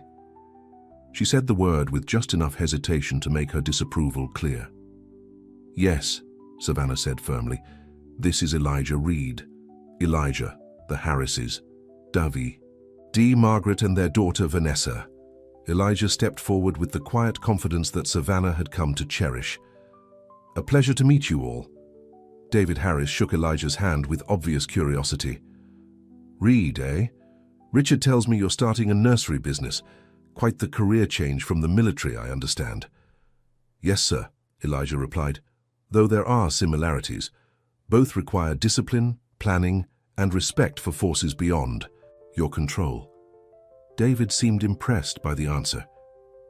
"Well put. I served in the Navy myself years ago. Stateside duty, nothing like what you boys saw in Afghanistan, but I understand the mindset." Vanessa Heiress, who had been quietly assessing Elijah with undisguised interest, finally spoke. "So you're the gardener everyone's been talking about. I must say, the rumors didn't do you justice." Her tone was flirtatious, her gaze lingering a beat too long. Vanna felt a flash of irritation. "Elijah is a horticulturist," she corrected, perhaps more sharply than necessary. "And yes, we're engaged to be married this fall." "How progressive," Margaret Heiress murmured. Richard, sensing the tension, quickly suggested they move to the dining room. As they took their seats at the elegantly set table, David turned the conversation to business. "So, Richard, tell me more about this Riverside development. I hear you've had some challenges with the approvals." "Nothing we couldn't handle," Richard replied smoothly. "In fact, Savannah was instrumental in gathering community support and overcoming the objections." David looked surprised. "Savannah, I didn't realize you were involved in the business side of things." "I'm learning," Savannah said. "Daddy's been teaching me everything about the company. I'll be taking over eventually." "Really?" Margaret's eyebrows rose, nearly to her hairline. "I always imagined you'd be more interested in social pursuits, charity work, that sort of thing." "I'm still involved with my charities," Savannah assured her. "But the company is my future, our legacy." "And where does that leave you?" Vanessa asked Elijah directly. "Playing house husband while Savannah runs the family empire?" The question was deliberately provocative. Savannah opened her mouth to respond, but Elijah beat her to it. "It leaves me exactly where I want to be," he said calmly. "Building my business while supporting Savannah in hers. Partners in every sense." "Well said," David nodded approvingly. "The modern marriage is a partnership, Margaret. Times have changed since we were young." Margaret didn't look convinced, but she changed the subject to safer territory, the upcoming charity gala for the Children's Hospital, where she served on the board with Savannah. As dinner progressed, Savannah found herself increasingly irritated by Vanessa's obvious interest in Elijah. The younger Heiress woman asked him question after question about his military service, his gardening expertise, even his workout routine, all while maintaining eye contact that bordered on inappropriate. For his part, Elijah answered politely but briefly, clearly aware of and uncomfortable with the attention. After dessert, Richard suggested the men retire to his study for brandy, while the ladies continued their conversation in